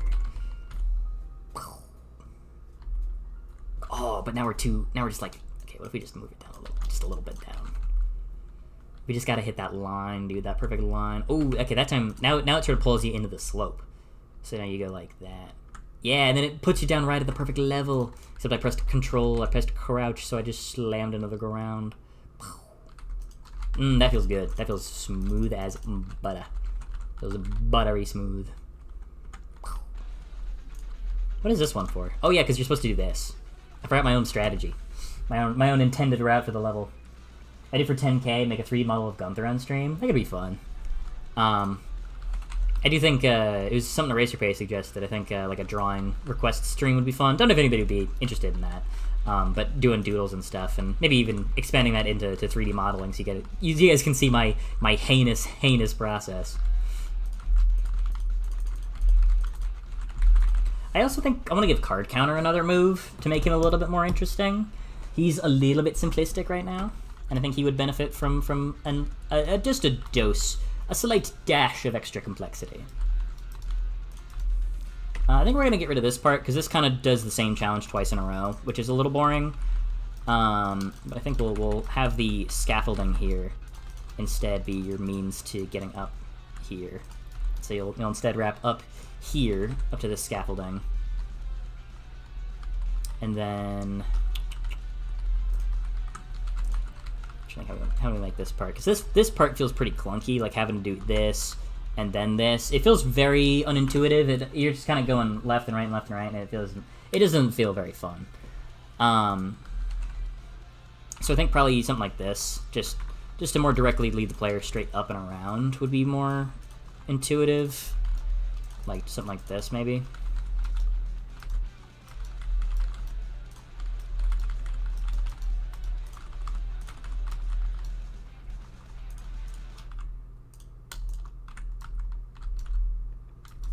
Yeah, and then we can crop out this section here.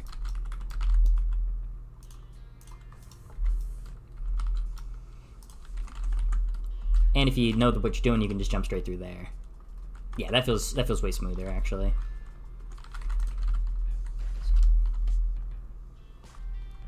Okay, we'll do some playtesting on that, see how that feels.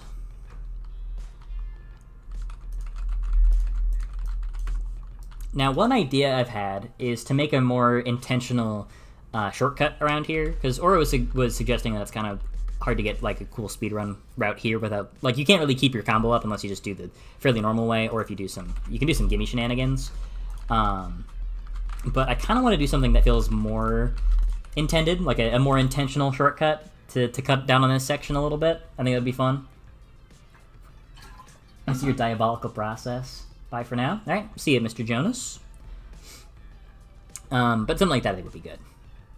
the first level of When Millionaire, whenever I launch at the end of the level, when it always blocks me and it ruins my V+ runs. Yeah, maybe we'll adjust that so it's not constantly blocking.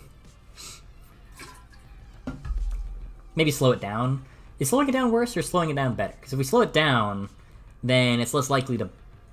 It might spend more total time blocking an angle. What if I just... Hold on, let's fix that. Let's fix that real quick before I forget. No, not Proto. Not the Proto version. Okay, hold on. So we got the blades here, right? What if we do this? You know, if we do one of these. Right? Now you got more leeway. Now you got more leeway. Look at that. Alright, we'll do that. We'll get back to that later. For now, we got this. Yes, this is where the memorabilia is hidden. And I'm also gonna have to redo a lot of the memorabilia. The order I'm changing quite a bit, so it's gonna be something interesting. So we could do something like this, and then there's like a super trampoline up here that launches you straight up to the top. Whoops.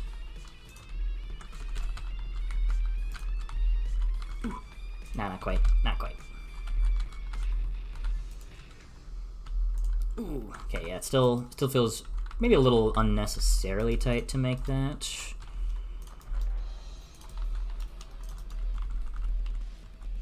Whoops, don't carve all that out. Just that much. You gotta go hook. Yeah, you gotta let it ride a little bit.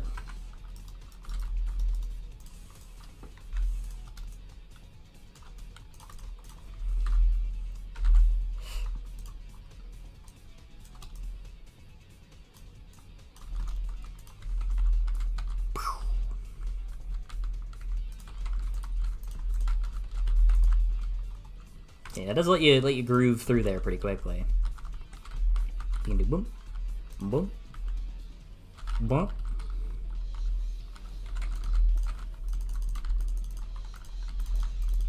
Is it interesting though? I don't know if that's really interesting, because you can kind of just do this and then you skip the whole challenge.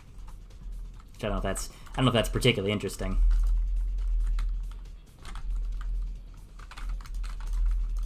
Yeah, it feels maybe a little boring. It's cool if you know it's there, but once you know it's there, like, it's cool to find. But once you actually find it and start using it, it kind of dumbs down the end section a lot, because then you don't have to do any interesting shenanigans. You kind of just do that.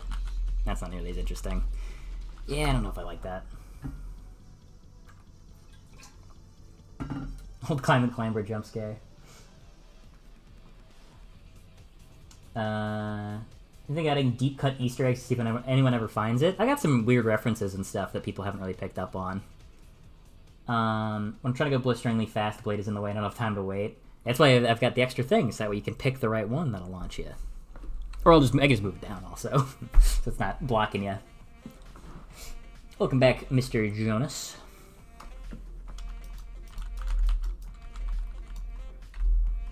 Yeah, so what's gonna be... So what we could do, actually, is to make sure that this is a valuable shortcut, is to do a gloob here, and then have a couple of big ones here. Right down here, maybe? So you go like, bam, and you got like a combo extender right there.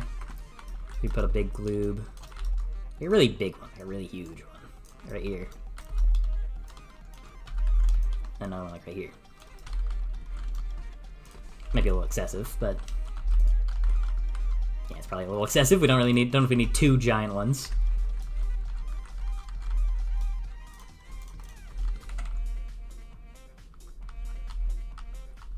Yeah, because that part does feel a little awkward. Because you do have to like go around and then shift your momentum in a way that feels maybe a little bit unnatural. Let's just try something like this. Something very simple. Oh, this isn't fix it. What am I thinking? Whoop! Stuck myself in the wall. So boing. That's also the problem, is that if you catch it at the wrong angle, then you kind of end up boinging the wrong The wrong height. What memorabilia do you keep on collecting? Well, this one I don't keep collecting it. Because it's gone, it's just a glue that I'm picking up. Because the memorabilia doesn't give you any, like, combo, it just, you pick it up once. But that's I believe that one's currently the family photo. But the family photo I'm probably going to shift around to become the first collectible, because I think that's one of the more important ones. And I'll add it in the tutorial, so you can collect those in the tutorial. So that'll also be better taught in-game. Because right now I don't think the memorabilia system is really all that well explained.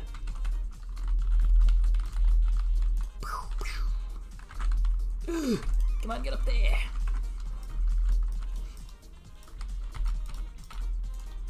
Okay, now let's do some tweaking here. Yeah, it just feels a little clunky. It feels a little clunky. Why don't we just make them bigger? We can make them all big. There's no way it's this simple, I don't think. this is Goo Goo Gaga baby mode now. Okay, well it's easy, but don't know if it's better. Maybe we shrink it down a little bit. Just a little bit is all. Just a little shrinkage. Nothing too crazy. Oh, now he's all thin. Maybe.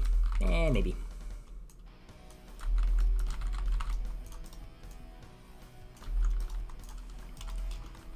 I mean, if we're gonna make the jumps easier, yeah, like that makes it pretty consistent. Let's try approaching it from a couple of different angles, like something like this, and then see if we catch this kind of low. Feels pretty smooth for the most part.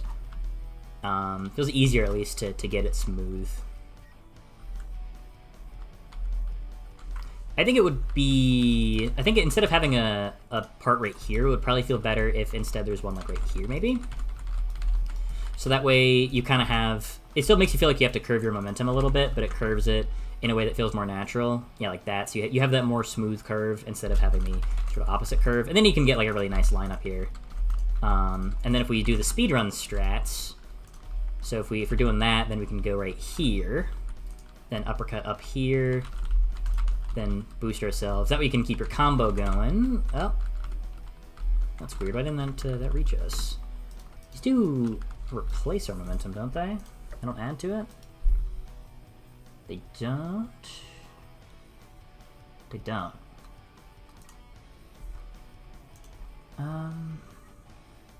Oh no, that's just our Z. No, they do replace our Z. I don't know why it didn't replace my Z there then. That was weird. Try that again. Yeah, it's not giving us enough height. I guess. Oh no, I know what it is. It's because we're so low on it. Yeah, it's just because we're so low. Let's lift this one up a little bit. It's gonna take some extra tweaking and nudging, I think, to get this exactly right.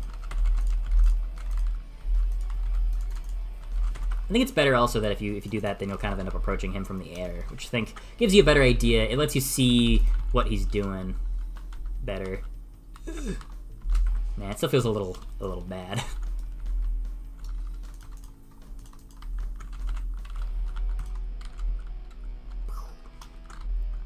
Feels just kind of slow. So you go boom, boom, boom. Yeah, okay. That's not so bad if you do two there. I just want to make sure that both main route and speedrun route feel satisfying to pull off. Or I guess you could also just do this. Yeah, you could also do that. You don't even have to do the uppercut onto the memorabilia platform. You can just go boing, boing, boing. Ooh, look at that. That was buttery smooth. You see the stupid baby first? Yeah. Well, the final boss be Peace Baby. Card counter is definitely in need of a little bit of extra complexity. Who's your favorite enemy or enemy combo? My favorite is probably Steve Strike, especially in his current state with... Oh wait, you're right, I do keep collecting it. I didn't even pay attention to that.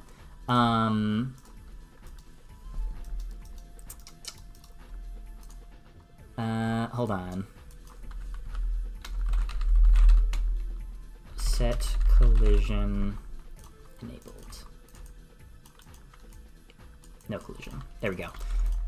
Yeah, okay, so it was invisible, we were still collecting it. There we go. But yeah, my favorite enemy is probably Steve Strike. I think he adds a lot to the game in both being able to take himself out or take allies out. He leads to a lot of really interesting depth. I think he's also just fun to fight with, jumping over the shrapnel, and what he does is he just adds this really fun chaos to a lot of fights that I really enjoy, and I like what he brings to the table a lot.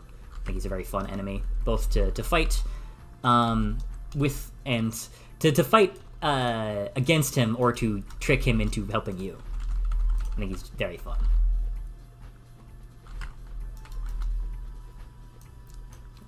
Big ass gloob.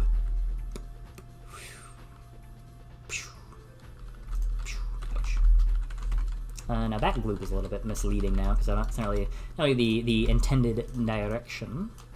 But hey, nothing is stopping you from just doing this. Shit. Okay, well something is stopping you from just doing that. Then you can do that. Big old jabs. Okay, I think that's good.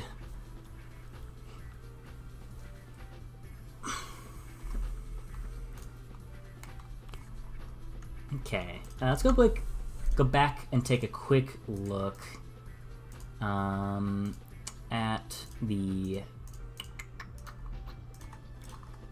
my playtesting notes. Let's see. So yeah, we need the bloody arrows. The rework to the start of 2-3. Yeah, that I need to do. Okay. Okay, so we're gonna go to Timely Demise 1, and we're gonna start doing some fixes here. We got a decent number of little tweaks and nudges and changes I'd like to make here. So one thing is this. This just keeps doing this over and over. So what we want to do is go to time fast. Can we get global time? Yes, we can get global time dilation. That's perfect. So let's set up a branch here, and if global time dilation equal, so if it equals 1.3, if that is false, then it will run the code. But if it's true, if it is 1.3, then it won't run that. So that way it will do this.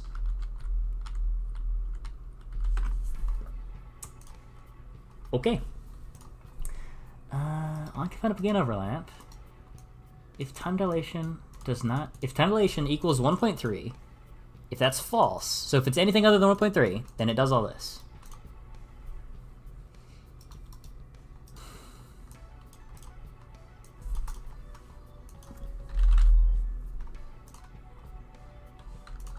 Hold on, let's see what the current time dilation is.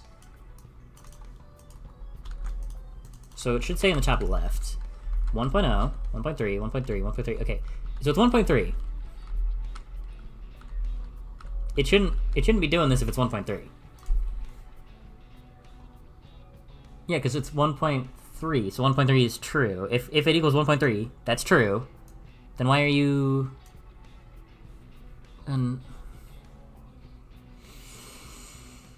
What are you doing? What are you doing to me, game? What are you doing to me, Unreal Engine? It's literally 1.3. It's 1.3 right here. And if it's 1.3, then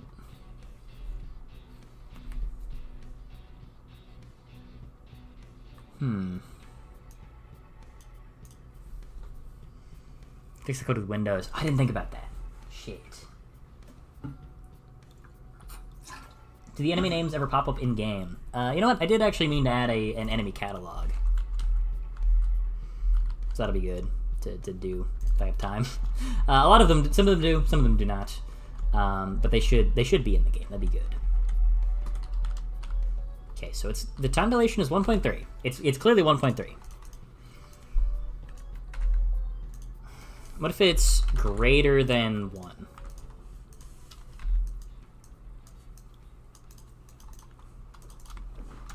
So it's false, right? So if you go into it first, time dilation will be set to 1.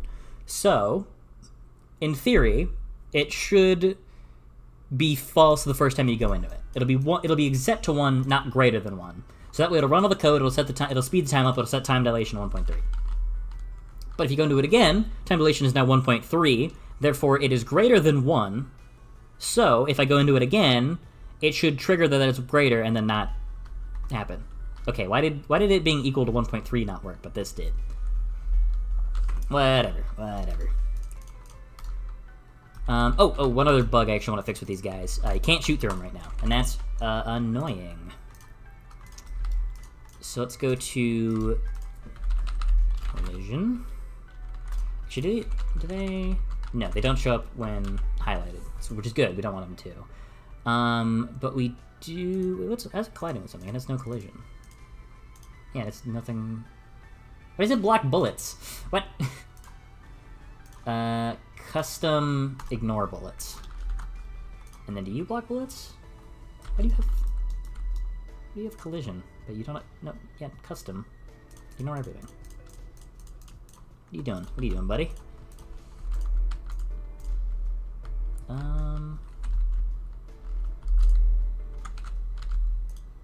What the heck? You ignore everything. What if I set you to take bullets? And the box overlaps everything. Or, okay, well, I guess it only really needs to overlap pawns, right? And then it can ignore everything else. Because pawn is what our player is. So the only thing it needs to detect or overlap with is the player. But for some reason, all the shots are still getting blocked by it. Wait. I'm upset. I'm displeased. Yeah, it's got no collision. Like, this part has no collision. Why is it? Because it's not getting hit on the box, right? It's not... Yeah, no, it's getting... Is it? Oh, no, it is hitting the box, I think. No, it's hitting... It's definitely hitting this part. It's hitting this part. So this part is colliding with it somehow, even though it ignores everything. How are you... What are you doing? Well, static? Whoop.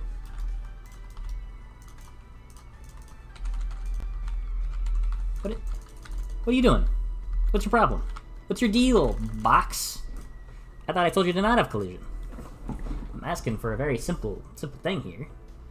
I guess we can turn off generate overlap events, maybe? Because it doesn't need to. This is annoying.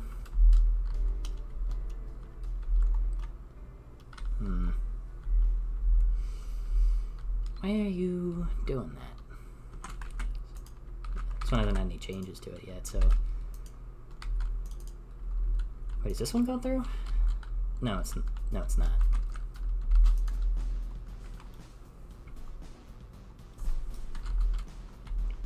Okay, let's go to time normal real quick. We can also set up a branch here, where if we get global time dilation, and if global time dilation is less than 1.3, if that's false, then set it to 1. So if time dilation is 1, no, wait, if it's less than...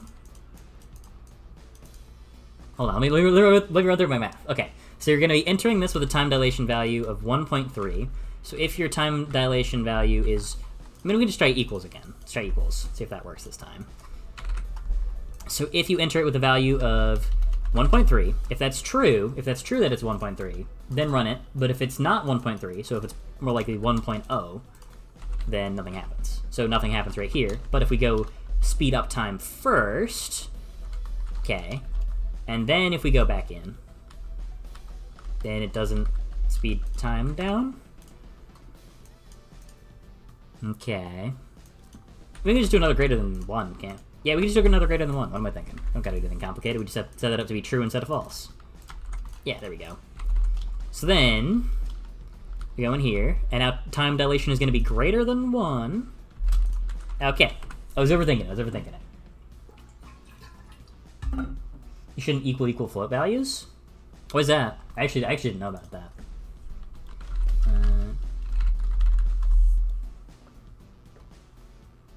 Generally not recommended due to potential accuracies caused by floating point representation limitations. Interesting. I actually had no idea about that. So what do you use for equals equals?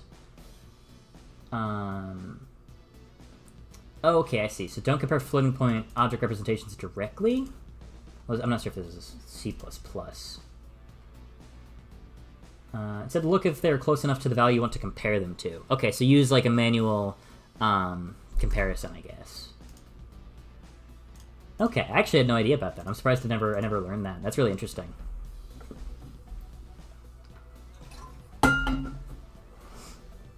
Do all the enemies have unique death sounds? Technically, some of them, like the Bastard Brothers, one of them they have the same noise, but one's pitched up, one's pitched down. But otherwise, they're the same sound. It's just pitched differently. But for the most part, yeah, they have unique death sounds. So in the nanosecond, someone rips the sound effects. I'm making a Void Collector humor. I could put those in the Discord or the Wiki or Google Drive or wherever. Yeah, the Bastard bug fixing is back. Okay, so let's try to get the collision back to get the collision working on this. So go to collision. Yeah, I'm gonna do custom ignore bullets and time fast. Yeah, so we want this to ignore stuff. Yeah, it has no collision. It doesn't collide with anything right now. But we said it's like a physics body, maybe. Do the same here. You got no collision. Ignore. And physics body. No, still nothing. Why is this colliding with things? It doesn't have collision data. It has no collision set. Right here, it keeps colliding. You can tell it's colliding because it's where the particles are hitting. So it's getting blocked by the line trace. Is it because it's an actor, maybe? That would be what's causing it? Yeah, but no, it still shouldn't have collision, because if it was just the actor itself, then it would be hitting the box, but it's specifically hitting just this part for some reason. If we take off... Can character step up on, maybe? No. Let's see. Yeah, I don't really have any idea why this is blocking my line traces. It really shouldn't be doing that. Because it ignores everything. This is basically just, it's a phantom box. It's here without any existence in the real world. It's just, it's here visually, but in no other means does it do anything else. Which is just strange. It's very strange. The overlap only pawn? No. Yeah, because it's only working on the box, so it must be something just because it's a mesh, I would imagine. Which is weird. I'll have to find a replacement for that. Maybe I could just use a 2D... I could just use a 2D texture of the arrows and see if that would work instead. But it's kind of easier to use a 3D... It's easier to do 3D because that more easily makes me able to do the panning and stuff, which makes the effect a lot easier to get across. Just basically easier.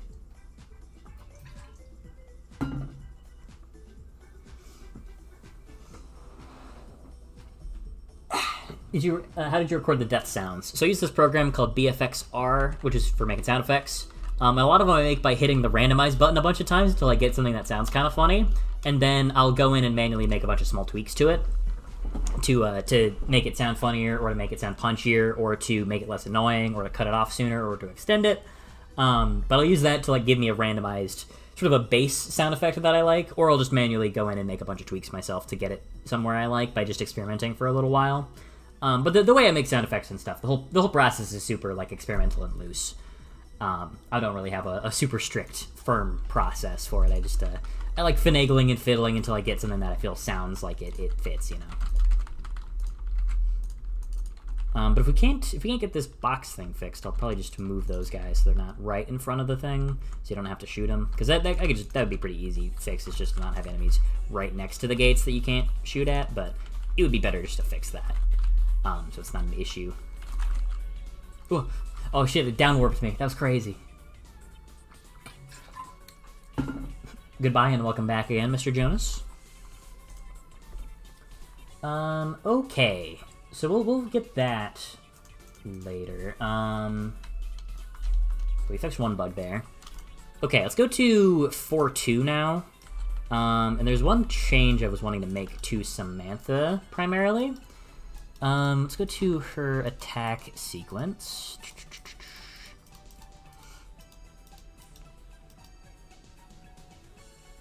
Yeah, she keeps changing her summoning animation too quickly. Yeah, okay, that's what's happening here. It only happens... Yeah, okay, we'll, set this to about a second, and then set this to 0.2 instead. Just flip the values there, so that way, basically she'll do this. Yeah, so she holds the summoning pose for much longer. Because there was a bug where she was basically just instantly flashing her pose, and then it would go away. Which was kind of funny. Whoop. Alright, well that's fixed.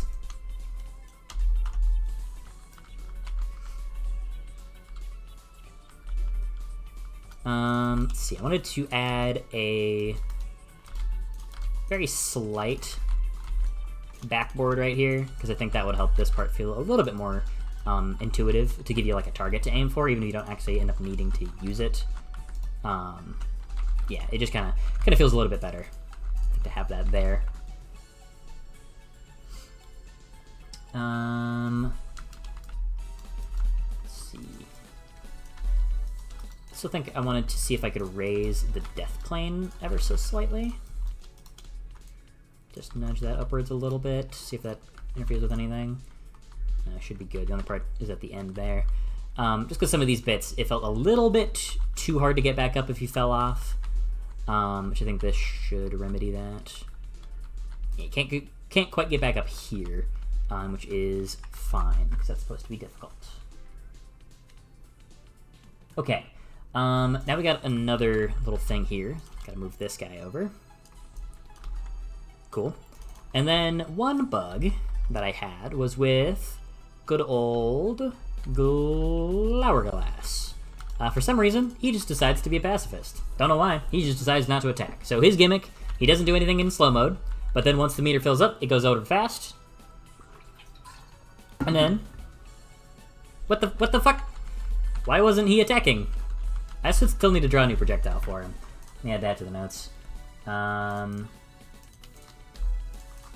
Draw new Glourglass projectile. Okay, but now I need to figure out why the heck he wasn't shooting. Because that's really strange. He's not a very complicated guy. I don't know why he wasn't willing to attack anybody. Because during playtest, he would just sit there and go like this. He would just do this over and over, and he wouldn't shoot.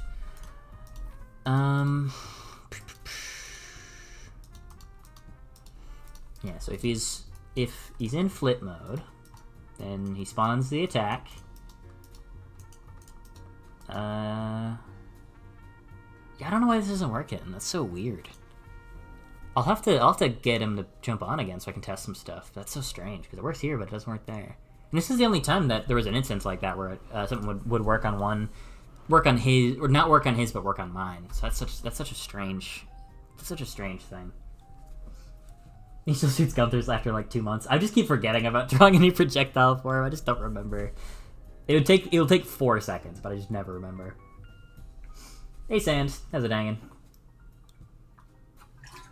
I was hoping you recorded the death sounds for screeching into the mic. Well, I gotta protect my poor vocal cords.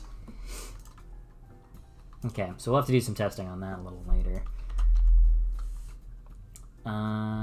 Okay, let's see. Okay. Let's go to Void Core now. One thing I want to do is add like a little sign or something that tells you that you can shoot the eggs before they hatch. I think that would be good. But I also want to go to these guys. I'm trying to remember what exactly... I think it's a post-process thing. Because I forgot to make it so that these guys properly are applied to the X-ray function. Where did I... Is it material parameters? I think it's material parameters, maybe? No. What is it? I forget how exactly I did that. Bouncer. BP Bouncer, there you are. There he is. There's our guy. There's our fella. So on this cube here, there's some property that I applied somewhere in this ocean of settings that made him viewable through walls. But what was it? What was it? I haven't messed with this in such a well, actually no, it's been like a couple weeks actually, because I was recently trying to retool X-ray systems. I really should remember what this is actually.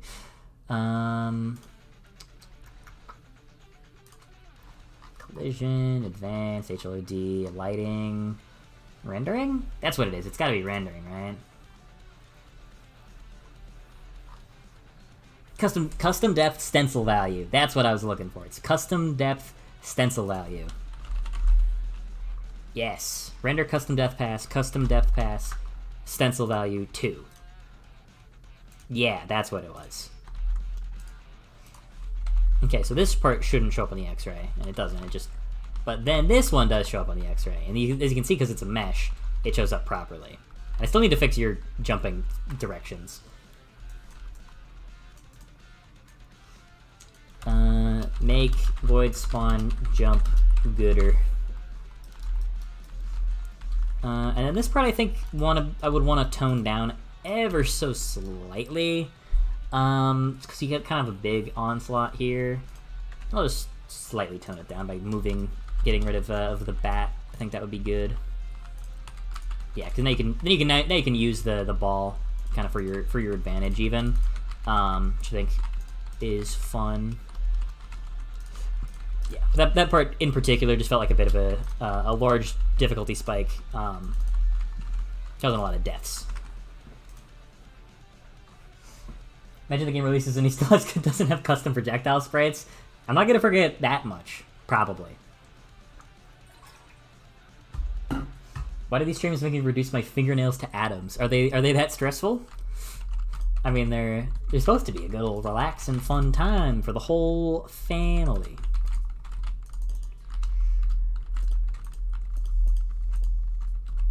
Or are they just too fast? They're just too lightning quick. Always keeping you on your toes.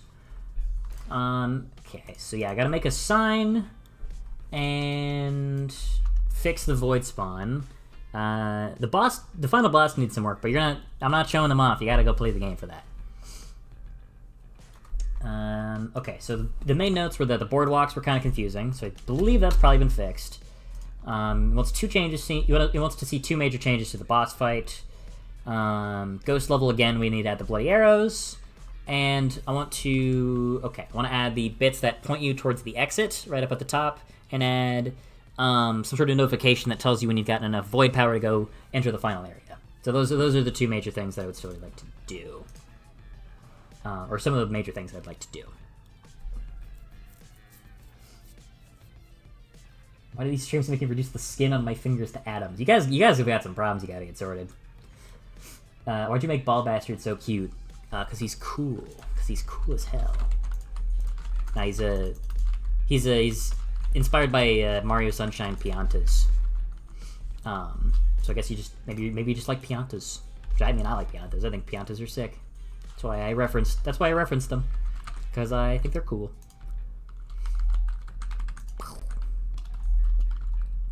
Okay. You know what? Let's go do a little texturing. Why don't we? One of the things I've been meaning to do, but I've kind of forgotten, is some texturing choices. For one, let's see. How are we gonna maybe get this guy slightly out of the way? We could thin it a little. So the blades are smaller, so it's a lot less likely to block you, and it's easier to dodge around now. Gives you a lot more wiggle room there.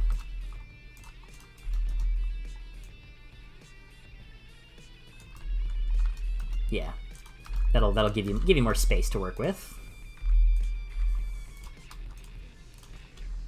Also shift the jeb over to a slightly more centralized location, so you have more space you can use to dodge, unless you do that.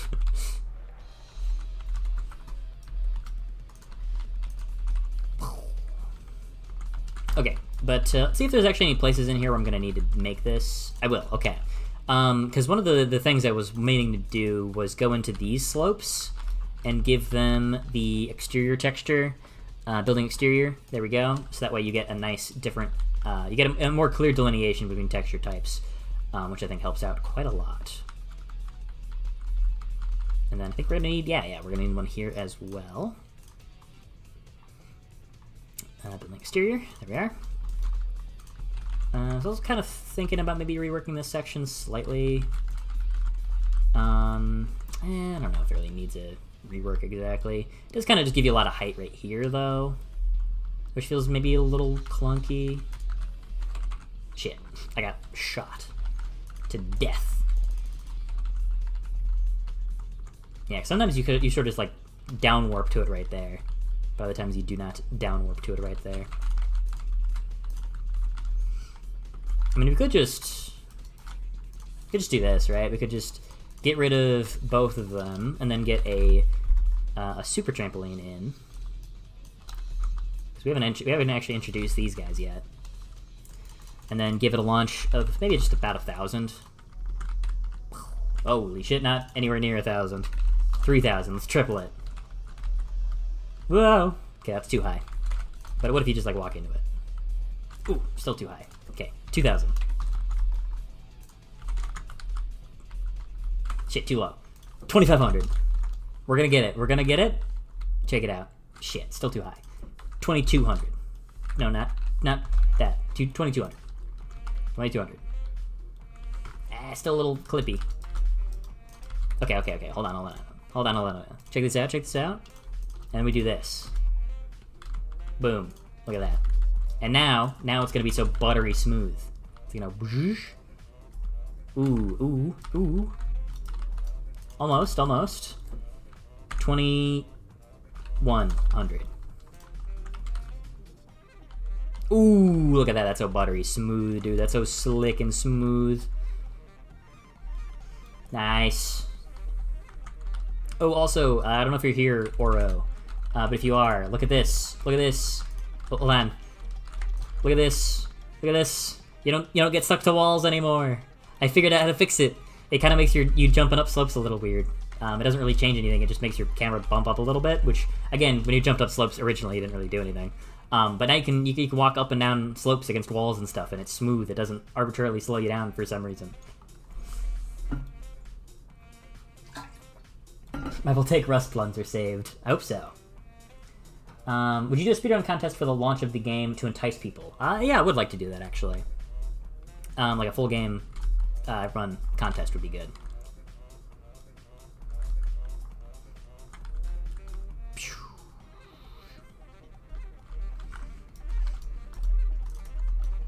Okay, there we go. Then we put a gloob here. I'm thinking we want to do something kind of like this, maybe. So sort of encourage that you take this sort of curve route. Like, yeah, and that'll really smoothly dump you out right on top of it. Okay, I think that works better. And this is probably what's gonna be the bulk of my free time that I have for the next 2 weeks.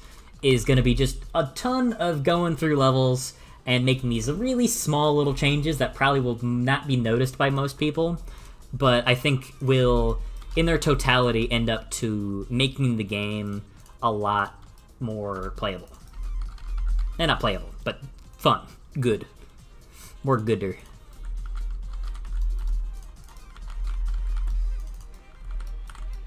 And also little texturing changes like this.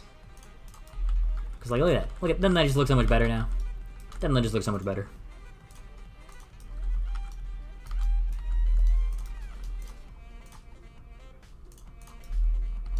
Yeah, it looks so much better.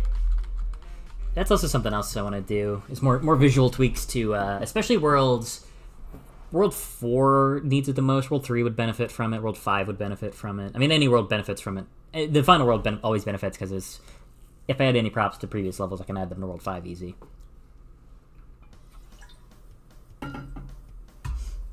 Please make a darker version of the red stripe floor thing for the stairs. Well, I was using this, but I guess we could make an actual custom texture for it instead of just using the building exterior texture.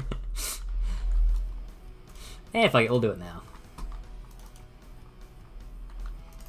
we'll do it now. Why not? What do you call it? Is this you? Is this just checker?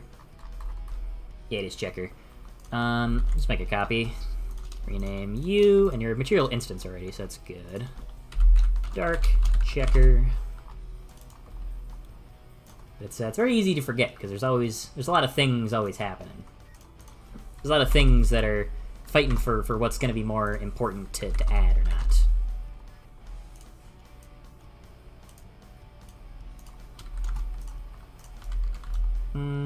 Just made a little washed out.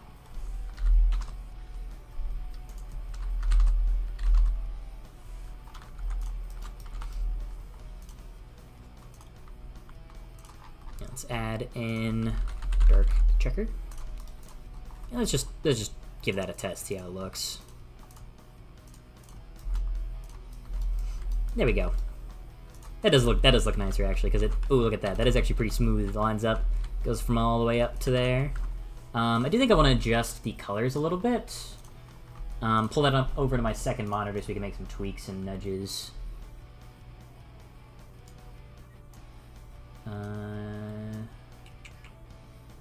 So I want it to be an obvious contrast, but I don't want it to be too, like, disparate. You want it to feel like it's kind of the same thing, you know? 8.6? 0.6 feels a little washed out still. Yeah, I mean, that's not bad. It reads pretty clearly.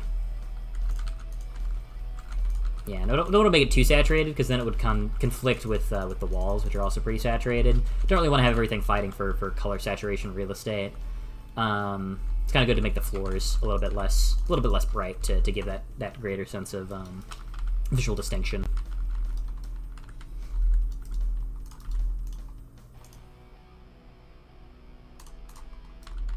Okay, now we can go add that in, I believe, right here. It's the only other spot in this level that needs it.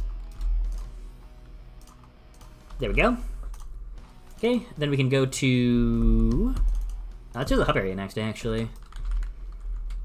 We got quite a few little spots in here that are going to benefit from that. Only problem is that this one already has a lot of materials. Oh, it doesn't. Okay. I was wrong. Well, glad to be wrong on that one. Thought I had built this. Oh, that's right. I separated this one. I forgot that I did do that. Let's make you dark checker. I think the sides actually I want to be those to be probably maybe dark wallpaper would look good. Yeah, I like how that looks. You should not be that. You should be dark wallpaper. Then you can be dark checker. These will all be this texture, because yeah, that's when it gets to the stair part, which uses the textures from the outside section. Nope. You should be dark wallpaper. There we go. Nice.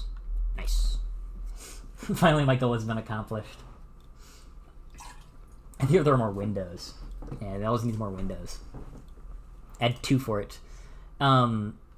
If you guys have ever played Demon Turf, which is a pretty cool like indie 3D platformer, they have a bunch of levels in that are just that are just levels from other 3D platformers, which I think is very funny that they just took them and put them in there.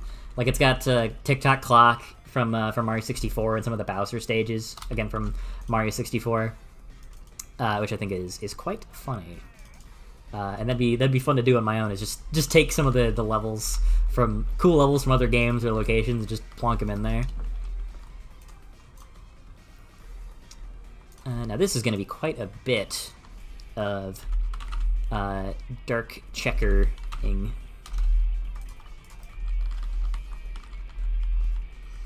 We're going to have to do a lot of texture selection. Going all the way up and around and manually selecting a bunch of little bits and pieces of textures. Actually, you know, there's actually not that many. A lot less than I remembered there being. Nope. And yeah. Bada bing. Bada boom. Now everything is looking a little more congruous. Nice. Okay. Let's go to 3 buildings revamp. Actually, let's check if Windmill needs anything. Windmill does not have anything. The Arena doesn't have anything. Okay, that's work for me. Then let's get a Dark Checker running. Then let's go ahead and select. A lot of these didn't even have different textured slopes on them yet. They didn't even have the building exterior texture. There we go. Then we'll do the middle building, or the right building.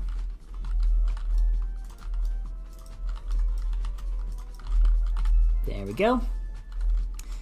Then we'll get started on this part. Oh, gonna have to do some textures there.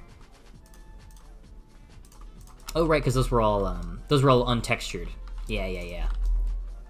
So they got defaulted to with the new texture. Okay. Really quickly, I don't really think you're adding anything. Let's get rid of you.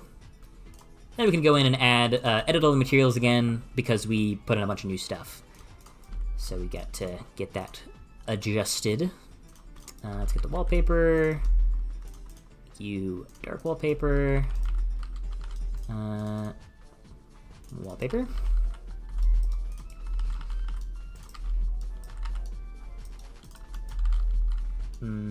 Okay. Then select the sides of all of these pieces here. I don't know why it likes to do this sometimes. It segments certain parts of the textures, or of the blocks out. And I really cannot tell you why it does that. Let me set these to checker. There we go. Then I want to grab these guys and set them also to be regular checker.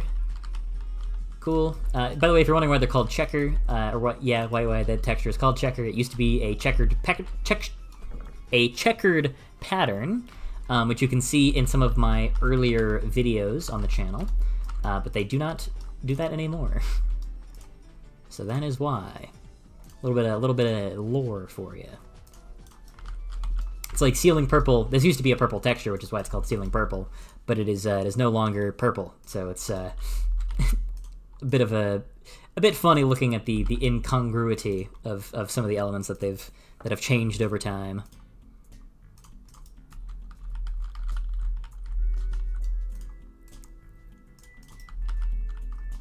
Oh, and this also doesn't have to be blue anymore. This can be dark checker.